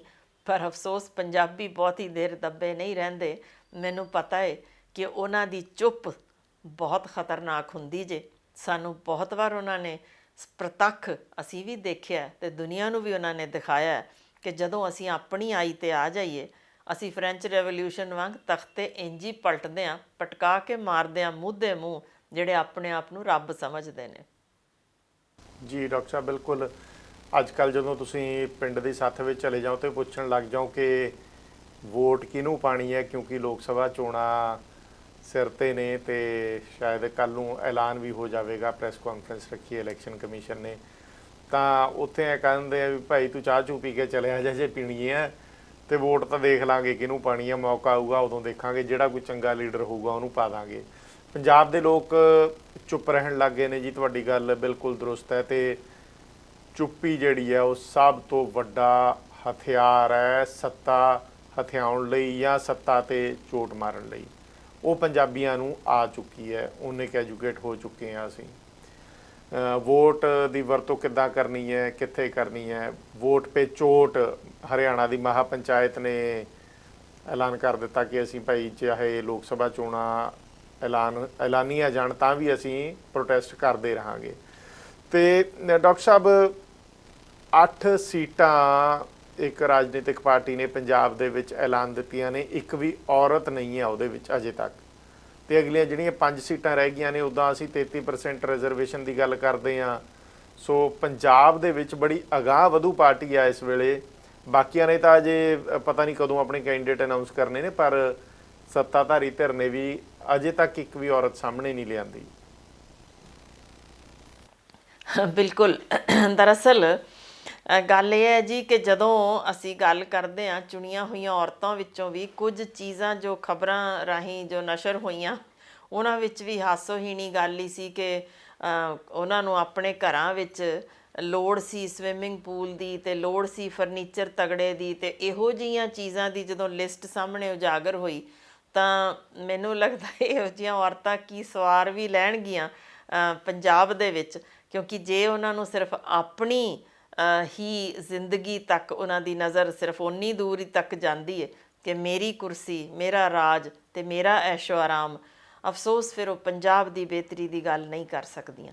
ਪਰ ਸਾਡੀ ਇਸ ਵੇਲੇ ਦਿੱਕਤ ਇਹ ਹੈ ਕਿ ਇਹ ਨਹੀਂ ਕਿ ਸਾਡੇ ਪੰਜਾਬ ਵਿੱਚ ਔਰਤਾਂ, ਤਗੜੀਆਂ ਔਰਤਾਂ ਦੀ ਕਮੀ ਹੈ। ਸਾਡੀਆਂ ਤਾਂ ਬਹੁਤ ਸਾਰੀਆਂ, ਜੇ ਸਕੂਲਾਂ ਵਿੱਚ ਕਦੇ ਗਏ ਹੋਵੋ, ਮੈਂ ਦੇਖਿਆ ਹੈ ਕਿ ਜਿਸ ਢੰਗ ਨਾਲ, ਜਿਸ ਮਜ਼ਬੂਤੀ ਨਾਲ, ਜਿਸ ਦ੍ਰਿੜਤਾ ਨਾਲ ਉਹ ਗੱਲ ਕਰ ਸਕਦੀਆਂ ਨੇ, ਵਾਕਈ ਕਈ ਵਾਰ ਤਾਂ ਦਿਲਾਸ਼ਾ ਉੱਠਦਾ ਹੈ ਕਿ ਇਹ ਕਮਾਲ ਇਸ ਤਰੀਕੇ ਦਾ ਪੰਜਾਬ ਦੀ ਧਰਤੀ 'ਚ ਵਾਪਰ ਰਿਹਾ ਹੈ। ਕਿਵੇਂ ਕਰਿਓ। ਪਰ ਗੱਲ ਇਹ ਹੈ ਕਿ ਉਹਨਾਂ ਨੂੰ ਅਗਾਂਹ ਕਿਉਂ ਨਹੀਂ ਆਉਣ ਦਿੱਤਾ ਜਾਂਦਾ, ਬੜਾ ਵੱਡਾ ਕਾਰਨ ਜੇ ਪਤਾ ਜੇ ਕਿ ਇਹੋ ਜਿਹੀਆਂ ਔਰਤਾਂ ਜੇ ਅਗਾਂਹ ਆ ਗਈਆਂ ਤਾਂ ਉਹ ਬੜੀ ਵੱਡੀ ਤਬਦੀਲੀ ਲੈ ਆਉਣਗੀਆਂ। ਫਿਰ ਇਸ ਤਰੀਕੇ ਦੀ ਲੁੱਟੂ ਟੋਲਾ ਜੋ ਹੈ ਉਹਨੂੰ ਬਹੁਤੀ ਦੇਰ ਦਾ ਸਮਾਂ ਇੱਥੇ ਟਿਕਣ ਲਈ ਮਿਲਣਾ ਨਹੀਂ। ਸਾਡੀਆਂ DSP ਹੋਣ ਬੇਟੀਆਂ ਜੋ ਤਗੜੀਆਂ ਨੇ, ਜਾਂ DC ਪੱਧਰ ਦੀਆਂ ਹੋਣ। ਮੈਂ ਆਪ ਕਈ ਤਾਂ ਮੀਟਿੰਗਾਂ ਵਿੱਚ ਉਹਨਾਂ ਨਾਲ ਸ਼ਾਮਲ ਸਾਂ ਜਦੋਂ ਮੈਂ ਦੇਖਿਆ ਕਿ ਕਿਸ ਢੰਗ ਨਾਲ ਉਹਨਾਂ ਨੂੰ ਜਬਰੀ ਗਲਤ ਕੰਮ ਕਰਨ ਉੱਤੇ ਰਾਜਨੀਤਿਕ ਆਗੂ ਉਕਸਾਉਂਦੇ ਨੇ, ਤੇ ਫਿਰ ਕਿਵੇਂ ਧਮਕੀਆਂ ਦਿੱਤੀਆਂ ਜਾਂਦੀਆਂ ਕਿ ਤੇਰੀ ਲਾਪਾ ਕਰ ਦਿੱਤੀ ਜਾਏਗੀ, ਜਾਂ ਤੇਰੀ ਟ੍ਰੋਲਿੰਗ ਹੋਏਗੀ, ਜਾਂ ਸਾਡੇ ਕੋਲ ਸਿਸਟਮ ਹੈ ਜਿਹਦੇ ਨਾਲ ਤੇਰਾ ਸਾਰਾ ਅੱਗੋਂ ਕਰੀਅਰ ਖ਼ਤਮ ਕਰ ਦਿੱਤਾ ਜਾਏਗਾ। ਇਹ ਸਾਰੀਆਂ ਚੀਜ਼ਾਂ ਸਾਨੂੰ ਦੱਸਦੀਆਂ ਨੇ ਕਿ ਸਾਡੀ ਪਹਿਲਾਂ ਚੋਣ ਹੀ ਬਿਲਕੁਲ ਜੋ ਅਸੀਂ ਕਰਦੇ ਹਾਂ ਉਹ ਗਲਤ ਜੇ। ਜਦ ਤੱਕ ਸਾਨੂੰ ਇਹ ਸਮਝ ਨਹੀਂ ਆਉਂਦਾ ਕਿ ਸਾਨੂੰ ਆਗੂ ਕਿਸ ਤਰੀਕੇ ਦਾ ਚਾਹੀਦਾ, ਜ਼ਮੀਨੀ ਪੱਧਰ ਨਾਲ ਜੁੜਿਆ, ਜਿਹੜਾ ਆਪਣੇ ਨਾਲੋਂ ਪਿੰਡ ਪ੍ਰਤੀ ਉਹਦੀ ਜ਼ਿਆਦਾ ਹੋਵੇ ਸੋਚ, ਜਾਂ ਫਿਰ ਉਹਦੀ ਪੰਜਾਬ ਨੂੰ ਅਗਾਂਹ ਲਿਜਾਉਣ ਦੀ ਸੋਚ ਹੋਵੇ। ਜਦੋਂ ਤੱਕ ਅਸੀਂ ਅਜਿਹੇ ਆਗੂ ਆਪ ਅਗਾਂਹ ਨਹੀਂ ਲਿਆਉਂਦੇ ਤਾਂ ਖਿਮਾ ਕਰਿਓ, ਇਹ ਹਰ ਪਾਰਟੀ ਦੇ ਕੋਲ ਇਸ ਵੇਲੇ ਗਰੁੱਪ ਤਿਆਰ ਕੀਤੇ ਹੋਏ ਨੇ ਜਿਨ੍ਹਾਂ ਦਾ ਕੰਮ ਹੀ ਇੱਕੋ ਹੈ ਕਿ ਇੱਕ ਬੰਦਾ ਫੜੋ, ਉਹਨੂੰ ਰੱਜ ਕੇ ਡੀਗ੍ਰੇਡੇਸ਼ਨ ਉਹਦੀ ਕਰੀ ਜਾਓ, ਭਾਵੇਂ ਫੇਸਬੁੱਕ ਹੋਏ, ਇੰਟਰਨੈਟ ਹੋਏ, ਕਿਸੇ ਵੀ ਥਾਂ 'ਤੇ ਤੁਸੀਂ ਕਿਸੇ ਵੀ ਢੰਗ ਨਾਲ ਉਹਨਾਂ ਨੂੰ ਥੱਲੇ ਹੀ ਢਾਣਾ ਜੇ। ਸੋ ਇਹ ਜਦੋਂ ਗਰੁੱਪ ਤਿਆਰ ਕਰਕੇ ਮਗਰ ਪਾ ਦਿੱਤੇ ਗਏ ਹੋਣ ਤਾਂ ਫਿਰ ਤੁਸੀਂ ਸਮਝ ਸਕਦੇ ਹੋ ਕਿ ਇਹ ਸਮਾਜ ਜੋ ਅੱਜ ਵੀ ਮਰਦ ਪ੍ਰਧਾਨ ਹੈ, ਕਿਸੇ ਵੀ ਬੇਟੀ ਨੂੰ ਜਾਂ ਔਰਤ ਨੂੰ ਜੋ ਸਹੀ ਨਿਰਣਾ ਲੈ ਕੇ ਚਾਹੁੰਦੀ ਵੀ ਹੋਵੇ ਮੈਂ ਪੰਜਾਬ ਦੀ ਬਿਹਤਰੀ ਲਈ ਕੰਮ ਕਰਨਾ, ਤਾਂ ਜੋ ਇਹ ਫੇਸਬੁੱਕਾਂ, ਟਵਿੱਟਰਾਂ ਰਾਹੀਂ ਜਿਸ ਢੰਗ ਨਾਲ ਜਾਂ ਇੰਸਟਾ ਰਾਹੀਂ ਉਹਨੂੰ ਜ਼ਲੀਲ ਕੀਤਾ ਜਾਂਦਾ ਜੇ, ਕਰੈਕਟਰ ਅਸੈਸੀਨੇਸ਼ਨ ਕੀਤੀ ਜਾਂਦੀ ਜੇ, ਉਹੀ ਕਾਰਨ ਜੇ। ਬਲਕਿ ਸਿਰਫ ਉੱਥੇ ਹੀ ਨਹੀਂ, ਉਹਦੇ ਪਿਛਲੇ ਖਾਨਦਾਨ ਤੱਕ ਨੂੰ ਝੂਠੀਆਂ ਤੋਹਮਤਾਂ ਤੱਕ ਲਾ ਕੇ ਜਿਸ ਹੱਦ ਤੱਕ ਉਹਨੂੰ ਡੀਗ੍ਰੇਡ ਦੀ ਇਸ ਵੇਲੇ ਕਰਨ ਦੀ ਲਿਮਿਟ ਕ੍ਰਾਸ ਕੀਤੀ ਜਾਂਦੀ ਜੇ, ਉਹੀ ਕਾਰਨ ਜੇ ਕਿ ਹਰ ਪਿਓ ਵੀ ਡਰਦਾ ਮੇਰੀ ਧੀ ਉੱਥੇ ਜਾ ਕੇ ਸ਼ਾਇਦ ਉਹ ਚੀਜ਼ ਹਾਸਲ ਕਰਨ ਤੋਂ ਪਹਿਲਾਂ ਹੀ ਮਾਰ ਦਿੱਤੀ ਜਾਏ, ਡੇਗ ਦਿੱਤੀ ਜਾਏ, ਤਾਂ ਉਹ ਮਨੋਬਲ ਡਿੱਗਣ ਤੇ ਜਿਸ ਤਰੀਕੇ ਦੀ ਉਹਨੂੰ ਭੰਡਿਆ ਜਾਂਦਾ, ਉਸ ਤੋਂ ਬਚਣ ਲਈ ਔਰਤਾਂ ਵੱਡੀ ਗਿਣਤੀ ਅਗਾਂਹ ਨਹੀਂ ਆਉਂਦੀਆਂ। ਬਿਲਕੁਲ ਉਹੀ ਸਿਚੁਏਸ਼ਨ ਹੈ ਜਦੋਂ ਪਹਿਲੇ ਸਮਿਆਂ ਵਿੱਚ ਕਿਸੇ ਵੀ ਔਰਤ ਨੂੰ ਫਿਲਮਾਂ ਦੇ ਵਿੱਚ ਨਹੀਂ ਸੀ ਜਾਣ ਦਿੱਤਾ ਜਾਂਦਾ, ਪਰ ਅੱਜ ਡਾਇਰੈਕਟਰ ਤੱਕ ਬਣ ਚੁੱਕੀਆਂ ਨੇ। ਮੈਂ ਵੀ ਉਮੀਦ ਕਰਦੀ ਹਾਂ ਕਿ ਅੱਜ ਭਾਵੇਂ ਇਹ ਰਾਜ ਇਸ ਤਰੀਕੇ ਦਾ ਲੋਟੂ ਟੋਲੇ ਦਾ ਹੋਵੇ, ਪਰ ਇਹ ਤਬਦੀਲੀ ਤਾਂ ਹਰ ਹਾਲ ਵਿੱਚ ਆਏਗੀ, ਕਿਉਂਕਿ ਜਿਹੜੀਆਂ ਨਵੀਆਂ ਹੁਣ ਬੇਟੀਆਂ ਇਸ ਵੇਲੇ ਯੂਨੀਵਰਸਿਟੀਆਂ 'ਚ, ਸਕੂਲਾਂ ਵਿੱਚ ਤਿਆਰ ਹੋ ਰਹੀਆਂ ਨੇ, ਇਹਨਾਂ ਦੇ ਮਨਾਂ ਵਿੱਚ ਬੜੀ ਤਗੜੀ ਇਸ ਵੇਲੇ ਸੋਚ ਜੇ ਜਿਸ ਨੂੰ ਦਬਾਇਆ ਨਹੀਂ ਜਾ ਸਕਦਾ। ਤੇ ਉਹ ਇਸ ਵੇਲੇ ਤਾਂ ਇੱਕ ਸੋਚ ਰਹੀਆਂ ਨੇ ਕਿ ਕਿਸ ਤਰੀਕੇ ਦੇ ਐਗਜ਼ਾਮਪਲ ਸੈੱਟ ਕੀਤੇ ਜਾਣ। ਇੱਕ ਟਰਾਇਲ ਚੱਲ ਰਿਹਾ ਜੇ, ਇਹਨੂੰ ਟਰਾਇਲ ਕਰਦੇ ਆ, ਫਿਰ ਇਹਨੂੰ ਕਰਦੇ ਆ, ਫਿਰ ਇਹਨੂੰ ਪੁੰਜੇ ਲਾਉਂਦੇ ਆ, ਇੱਕ ਹੋਰ ਦੇਖ ਲੈਂਦੇ ਆ। ਪਰ ਜਦੋਂ ਨੂੰ ਉਹ ਆਪ ਉੱਥੇ ਪਹੁੰਚਣਗੀਆਂ, ਲੱਗਦਾ ਜੇ ਕਿ 10 ਤੋਂ 15 ਵਰਿਆਂ ਬਾਅਦ ਤਬਦੀਲੀ ਜ਼ਰੂਰ ਹੋਏਗੀ। ਪਰ ਭਾਜੀ ਉਸ 'ਚ ਇੱਕ ਹੋਰ ਅਹਿਮ ਗੱਲ ਆ ਰਹੀ ਜੇ, ਕਿਉਂਕਿ ਸਾਡੇ ਹੌਲੀ ਹੌਲੀ ਪ੍ਰਵਾਸੀਆਂ ਦਾ ਜੋ ਗਿਣਤੀ ਦੀ ਇਸ ਵੇਲੇ ਲਗਾਤਾਰ ਵਾਧਾ ਦੇਖ ਰਹੇ ਹਾਂ, ਇਹ ਕੁਝ ਹੋਰ ਹੀ ਸਾਨੂੰ ਅੱਗੋਂ ਆਉਣ ਵਾਲੇ ਸਮੇਂ ਵਿੱਚ ਦਿਖਾਉਣ ਲੱਗਿਆ ਜੇ ਰੰਗ। ਕਿਉਂਕਿ ਇਹਦੇ ਵਿੱਚ ਜਿਨ੍ਹਾਂ ਦੀ ਗਿਣਤੀ ਵੱਧ ਹੋਏਗੀ ਉਹੀ ਆਪਣਾ ਰਾਜ ਸਥਾਪਿਤ ਕਰਨਗੇ। ਸਾਡੀ ਗਿਣਤੀ ਦਿਨੋਂ ਦਿਨ ਘਟ ਰਹੀ ਹੈ ਤੇ ਦਿਨੋਂ ਦਿਨ ਉਹਨਾਂ ਦੀ ਵੱਧਦੀ ਗਿਣਤੀ ਜੋ ਸਾਨੂੰ ਦਿਖ ਰਿਹਾ ਹੈ ਹੌਲੀ ਹੌਲੀ, ਕਿ ਉਹ ਬਹੁਤ ਸਾਰੇ ਇਲਾਕਿਆਂ ਵਿੱਚ ਤਾਂ ਸਾਡੇ ਪੰਜਾਬੀ ਹਾਨੀ ਨਹੀਂ। ਜਲੰਧਰ ਦੇ ਇੱਕ ਕਾਲਨੀ, ਬੜੀ ਪੌਸ਼ ਕਾਲਨੀ ਵਿੱਚ ਇਸ ਵੇਲੇ ਜੋ ਡਾਕਟਰ ਹੀ ਸਨ ਉੱਥੇ, ਉਹਨਾਂ ਨੇ ਹੀ ਦੱਸਿਆ, ਜੋ ਮੇਰੇ ਹੀ ਕਲਾਸ ਫੈਲੋ ਜੋ ਉੱਥੇ ਬੈਠੇ ਨੇ ਪ੍ਰੈਕਟਿਸ ਕਰਦੇ, ਉਹਨਾਂ ਨੇ ਹੀ ਦੱਸਿਆ ਕਿ ਉਹ ਤਾਂ ਹੁਣ ਉੱਥੋਂ ਏਰੀਆ ਛੱਡ ਕੇ ਜਾਣ ਲੱਗੇ ਨੇ, ਕਿਉਂਕਿ ਉਹ ਪੂਰੇ ਦਾ ਪੂਰਾ ਪੌਸ਼ ਕਾਲੋਨੀ ਸਾਰੀ ਦੀ ਸਾਰੀ ਉਹਨਾਂ ਨੇ ਪ੍ਰਵਾਸੀਆਂ ਨੇ ਆਪਣੇ ਹੱਥ ਕਰ ਲਈ ਹੈ। ਸੋ ਇਸ ਤਰੀਕੇ ਦੀ ਜੋ ਸ਼ਿਫਟਿੰਗ ਹੁੰਦੀ ਪਈ ਜੇ, ਜ਼ਾਹਰ ਹੈ ਅੱਗੋਂ ਉਹਨਾਂ ਨੇ ਹੀ ਰਾਜ ਕਰਨਾ। ਮੈਨੂੰ ਨਹੀਂ ਲੱਗਦਾ ਕਿ ਅਸੀਂ ਅਗਲੇ, ਜੇ ਨਾ ਛੇਤੀ ਸੰਭਲੇ ਤਾਂ ਅਗਲੇ ਛੇਤੀ ਸਮੇਂ ਤੋਂ ਪੰਜਾਬੋਂ ਕਿਤੇ ਬਾਹਰ ਹੀ ਨਾ ਪਾਵਰ 'ਚ ਹੋ ਜਾਈਏ। ਜੀ ਡਾਕਟਰ ਸਾਹਿਬ, ਬਿਲਕੁਲ। ਡਾਕਟਰ ਸਾਹਿਬ, ਆਜ਼ਾਦੀ ਤੋਂ ਬਾਅਦ ਜਦੋਂ ਔਰਤਾਂ ਨੂੰ ਵੋਟ ਪਾਉਣ ਦਾ ਅਧਿਕਾਰ ਮਿਲਿਆ ਆ, ਤਾਂ ਪਹਿਲੀ ਚੋਣ ਤੋਂ ਲੈ ਕੇ ਹੁਣ ਤੱਕ ਉਹਦੀ ਪਰਸੈਂਟੇਜ ਹੈ ਜੋ ਔਰਤਾਂ ਦੀ, ਉਹਦੇ ਵਿੱਚ ਬਹੁਤ ਵਾਧਾ ਹੋਇਆ। ਮੇਰੇ ਖਿਆਲ ਕੁਝ 46% ਦੇ ਨੇੜੇ ਸੀ ਜਦੋਂ ਪਹਿਲੀ ਇਲੈਕਸ਼ਨ ਦੇ ਵਿੱਚ ਔਰਤਾਂ ਨੇ ਹਿੱਸੇਦਾਰੀ ਪਾਈ ਸੀ। ਉਸ ਤੋਂ ਬਾਅਦ ਉਹ ਵੱਧਦੀ 65-66% ਦੇ ਕਰੀਬ ਹੋ ਚੁੱਕੀ ਹੈ। ਪਰ ਆ ਮੈਂ ਡਾਟਾ ਇੱਕ ਦੇਖ ਰਿਹਾ ਹਾਂ ਜੀ, ਇਹਦੇ 'ਚ ਕਹਿੰਦੇ 2023 ਦਾ ਡਾਟਾ ਰਿਵੀਲ ਕਰਦਾ ਹੈ ਕਿ ਲੋਕ ਸਭਾ ਦੇ ਵਿੱਚ ਔਰਤਾਂ ਦੀ ਪ੍ਰਤੀਨਿਧਤਾ ਜਿਹੜੀ ਹੈ ਉਹ 15% ਹੀ ਹੈ ਜੀ, ਯਾਨੀ ਕਿ ਸਿਰਫ 15% ਹੀ ਔਰਤਾਂ ਨੇ। ਇਸ ਤਰ੍ਹਾਂ ਕਿਉਂ ਹੋ ਰਿਹਾ ਜੀ? ਬਿਲਕੁਲ, ਅਸਲ ਵਿੱਚ ਜਿਹੜੀ ਆਮ ਔਰਤ ਹੈ ਉਹਨੂੰ ਅਗਾਂਹ ਲੰਘਣ ਲਈ ਕੋਈ ਰਸਤਾ ਮਿਲਦਾ ਹੀ ਨਹੀਂ, ਕਿਉਂਕਿ ਜਿਹੜੇ ਇਸ ਵੇਲੇ ਬਣ ਚੁੱਕੇ ਹੋਏ ਨੇ ਵਿਧਾਇਕ, ਉਹ ਹੀ ਆਪਣੀਆਂ ਪਤਨੀਆਂ ਜਾਂ ਆਪਣੀਆਂ ਬੇਟੀਆਂ ਨੂੰ ਜਾਂ ਭੈਣਾਂ ਨੂੰ ਹੀ ਅੱਗੇ ਪ੍ਰਮੋਟ ਕਰਦੇ ਨੇ। ਸੋ ਭਾਵੇਂ ਉਹ ਤੁਸੀਂ ਚੀਫ ਮਿਨਿਸਟਰ ਤੱਕ ਤੋਂ ਲੈ ਕੇ ਹੇਠਾਂ ਤੱਕ ਕਿਸੇ ਨੂੰ ਹੀ ਦੇਖ ਲਓ, ਹਰ ਜਣਾ ਆਪਣੀ ਬੈਟਰ ਹਾਫ ਜਾਂ ਬੇਟੀ ਜਾਂ ਭੈਣ ਇਹਨਾਂ ਨੂੰ ਹੀ ਪ੍ਰਮੋਟ ਕਰਦਾ ਦਿਸਦਾ ਹੈ। ਹੋਰ ਕਿਸੇ ਲਈ ਜਗ੍ਹਾ ਛੱਡੀ ਹੀ ਨਹੀਂ ਜਾਂਦੀ, ਕਿਉਂਕਿ ਜਿਸ ਢੰਗ ਨਾਲ ਅਸੀਂ ਇਹਦੇ 'ਚ ਬਦਲਾਅ ਲੈ ਕੇ ਆਏ ਹਾਂ ਕਿ ਤੁਸੀਂ ਜੀ 5 ਕਰੋੜ 10 ਕਰੋੜ 20 ਕਰੋੜ ਆਹ ਖਰਚਾ ਅਸੀਂ ਕਰ ਰਹੇ ਹਾਂ, ਉਹਦੇ ਵਿੱਚੋਂ ਹੀ ਮੇਰਾ ਖਿਆਲ ਸਮਝ ਆ ਜਾਂਦੀ ਜੇ ਕੋਈ ਆਮ ਤੁਹਾਡੇ ਮੇਰੇ ਘਰਾਂ ਵਿੱਚੋਂ ਤਾਂ ਕਦੇ ਸੋਚ ਹੀ ਨਹੀਂ ਸਕਦਾ ਕਿ ਅਸੀਂ ਇਸ ਪਾਸੇ ਵੱਲ ਕਦੇ ਧਿਆਨ ਵੀ ਕਰੀਏ, ਕਿਉਂਕਿ ਇੰਨਾ ਪੈਸਾ ਆਮ ਬੰਦੇ ਕੋਲ ਤਾਂ ਹੈ ਨਹੀਂ। ਤਾਂ ਇਹਦਾ ਮਤਲਬ ਹੈ ਜਿਹਨੇ ਇਹ ਖਰਚਿਆ, ਜਿਹਨੇ ਲਾਇਆ, ਜਿਸ ਤੋਂ ਅਸੀਂ ਸੋਚਦੇ ਹਾਂ ਕਿ ਇਹਨਾਂ ਨੇ ਸਾਨੂੰ ਕੁਛ ਨਾ ਕੁਛ ਇਸ ਵੇਲੇ ਦਿੱਤਾ, ਇਹਨਾਂ ਨੂੰ ਵੋਟ ਪਾ ਦਈਏ, ਜਾਂ ਸਾਨੂੰ ਇਸ ਫਲਾਣੀ ਪਾਰਟੀ ਨੇ ਇਹ ਮੁਫਤ ਚੀਜ਼ ਦਿੱਤੀ, ਇਹਨਾਂ ਨੂੰ ਵੋਟ ਪਾ ਦਈਏ, ਉਹ ਆਮ ਬੰਦੇ ਇਹ ਕਦੋਂ ਸਮਝਣਗੇ ਕਿ ਭਾਈ ਇਹ ਮੁਫਤਖੋਰੀ ਇਸ ਥਾਂ 'ਤੇ ਤਾਂ ਕਦੇ ਦੁਨੀਆ ਵਿੱਚ ਮਿਲਦੀ ਨਹੀਂ। ਜੋ ਵੀ ਕੁਛ ਤੁਹਾਨੂੰ ਮਿਲਿਆ ਜੇ, ਲੁੱਟਿਆ ਫਿਰ ਤੁਹਾਡੇ ਕੋਲੋਂ ਹੀ ਜਾਣਾ ਜੇ। ਟੈਕਸ 10% ਕਰਾ ਲਓ, 20% ਕਰਾ ਲਓ, ਉਹੀ ਚੀਜ਼ ਅਲਟੀਮੇਟਲੀ ਤੁਹਾਡੇ ਹੀ ਟੈਕਸ ਵਿੱਚੋਂ ਇਕੱਠੀ ਹੋ ਕੇ ਆਈ, ਉਹਦੇ ਵਿੱਚੋਂ ਹੀ ਦਿੱਤੀ ਜਾਂਦੀ ਜੇ, ਅਤੇ ਉਹਦੇ ਵਿੱਚੋਂ ਹੀ ਸਾਰੇ ਹਵਾਈ ਝੂਟੇ, ਸਾਰੇ ਸੜਕੀ ਝੂਟੇ, ਜੋ ਵੀ ਕੁਛ ਹੁੰਦੇ ਨੇ, ਇਹ ਸਾਰੇ ਸਾਡੇ ਹੀ ਟੈਕਸ ਦੇ ਵਿੱਚੋਂ ਇਕੱਠੇ ਹੋਏ ਉੱਥੇ ਵਰਤੇ ਜਾਂਦੇ ਨੇ। ਅਤੇ ਉਹਦੇ ਵਿੱਚੋਂ ਜੇ 2 ਬੁਰਕੀਆਂ ਸਾਡੇ ਅੱਗੇ ਸੁੱਟ ਦਿੱਤੀਆਂ ਤਾਂ ਫਿਰ ਇਹ ਸਾਡੀ ਸੋਚ 'ਤੇ ਲਾਹਨਤ ਹੈ ਕਿ ਅਸੀਂ ਵਾਪਸ ਫਿਰ ਉਹਨਾਂ ਨੂੰ ਵੋਟ ਪਾ ਦਿੰਦੇ ਹਾਂ। ਜੇ ਅਸੀਂ ਇਹੀ ਰਾਹ ਰਸਤਾ ਚੁਣੀ ਰੱਖਿਆ, ਇਹੀ ਲਗਾਤਾਰ ਜਾਰੀ ਰਿਹਾ, ਤਾਂ ਜ਼ਾਹਰ ਹੈ ਫਿਰ ਗਰੀਬ ਹੋਰ ਗਰੀਬ ਅਤੇ ਅਮੀਰ ਹੋਰ ਅਮੀਰ ਹੁੰਦੇ ਜਾਣਗੇ, ਅਤੇ ਇਹ ਪਾੜ ਦਰਅਸਲ ਖ਼ਤਮ ਫਿਰ ਉੱਥੇ ਹੀ ਹੋਏਗਾ ਜਦੋਂ ਇਹ ਰਾਜ ਕਰਨ ਵਾਲੇ 20 ਪਾਸੇ ਧੱਕ ਦਿੱਤੇ ਜਾਣਗੇ। ਕਿਉਂਕਿ ਮੈਂ ਪਹਿਲਾਂ ਹੀ ਕਹਿ ਚੁੱਕੀ ਹਾਂ, ਪ੍ਰਵਾਸੀਆਂ ਦੀ ਗਿਣਤੀ ਦਿਨੋਂ ਦਿਨ ਵੱਧਦੀ ਜਾਂਦੀ ਜੇ ਨਵੀਂ ਇਸ ਵੇਲੇ ਉਹਨਾਂ ਦੀ ਗਿਣਤੀ ਕਰ ਲਈ ਜਾਏ, ਬਹੁਤ ਸਾਰੇ ਇਲਾਕੇ ਹੋਣਗੇ ਜਿੱਥੇ ਦਿਸੇਗਾ ਸਾਡੇ ਪੰਜਾਬੀਆਂ ਦੇ ਘਰਾਂ ਨੂੰ ਜੰਦਰੇ ਨੇ ਅਤੇ ਉਹ ਉੱਥੇ ਚੰਗੇ ਤਰੀਕੇ ਫਲਰਿਸ਼ ਕਰ ਰਹੇ ਨੇ। ਸੋ ਸਮਝ ਆ ਜਾਣੀ ਚਾਹੀਦੀ ਹੈ ਕਿ ਅੱਜ ਹੀ ਵੇਲਾ ਜੇ ਸੰਭਲ ਜਾਈਏ। ਜੇ ਇਸੇ ਤਰੀਕੇ ਲੁੱਟਣ ਵੱਲ ਨੂੰ ਹੀ ਤੁਰਦੇ ਰਹੇ ਅਤੇ ਅਸੀਂ ਉਹਨਾਂ ਲੁੱਟਣ ਵਾਲਿਆਂ ਨੂੰ ਹੀ ਚੁਣਦੇ ਰਹੇ, ਫਿਰ ਕੁਛ ਬਚਣਾ ਨਹੀਂ। ਜੀ ਡਾਕਟਰ ਸਾਹਿਬ, ਔਰਤ ਦੀ ਤਪੱਸਿਆ ਦੀ ਜਦੋਂ ਗੱਲ ਹੁੰਦੀ ਹੈ ਤਾਂ ਮੈਨੂੰ ਲੱਗਦਾ ਹੈ ਕਿ ਔਰਤ ਤੋਂ ਵੱਧ ਤਪੱਸਵੀ ਕੋਈ ਨਹੀਂ ਹੈ। ਜੇ ਕ੍ਰਿਸ਼ਨ ਜੀ ਦੇ ਮਾਤਾ ਜੀ ਦੀ ਗੱਲ ਕਰਦੇ ਹਾਂ ਤਾਂ ਅਸਲੀ ਮਾਤਾ ਜੀ ਦਾ ਪਿਆਰ ਉਹਨਾਂ ਨੂੰ ਨਹੀਂ ਮਿਲਿਆ ਤੇ ਯਸ਼ੋਦਾ ਨੇ ਪਾਲਿਆ। ਜਦੋਂ ਅਸੀਂ ਬੀਬੀ ਮਰੀਅਮ ਦੀ ਗੱਲ ਕਰਦੇ ਹਾਂ ਤਾਂ ਕੁਆਰੀ ਮਾਂ ਨੇ ਕੀ ਕੁਝ ਤਸ਼ੱਦਦ ਝੱਲੇ ਹੋਣਗੇ ਦੁਨੀਆ ਦੇ, ਕਿਸ ਕਦਰ ਉਹਨੇ ਆਪਣੇ ਬੱਚੇ ਨੂੰ ਪਾਲਿਆ ਹੋਊਗਾ।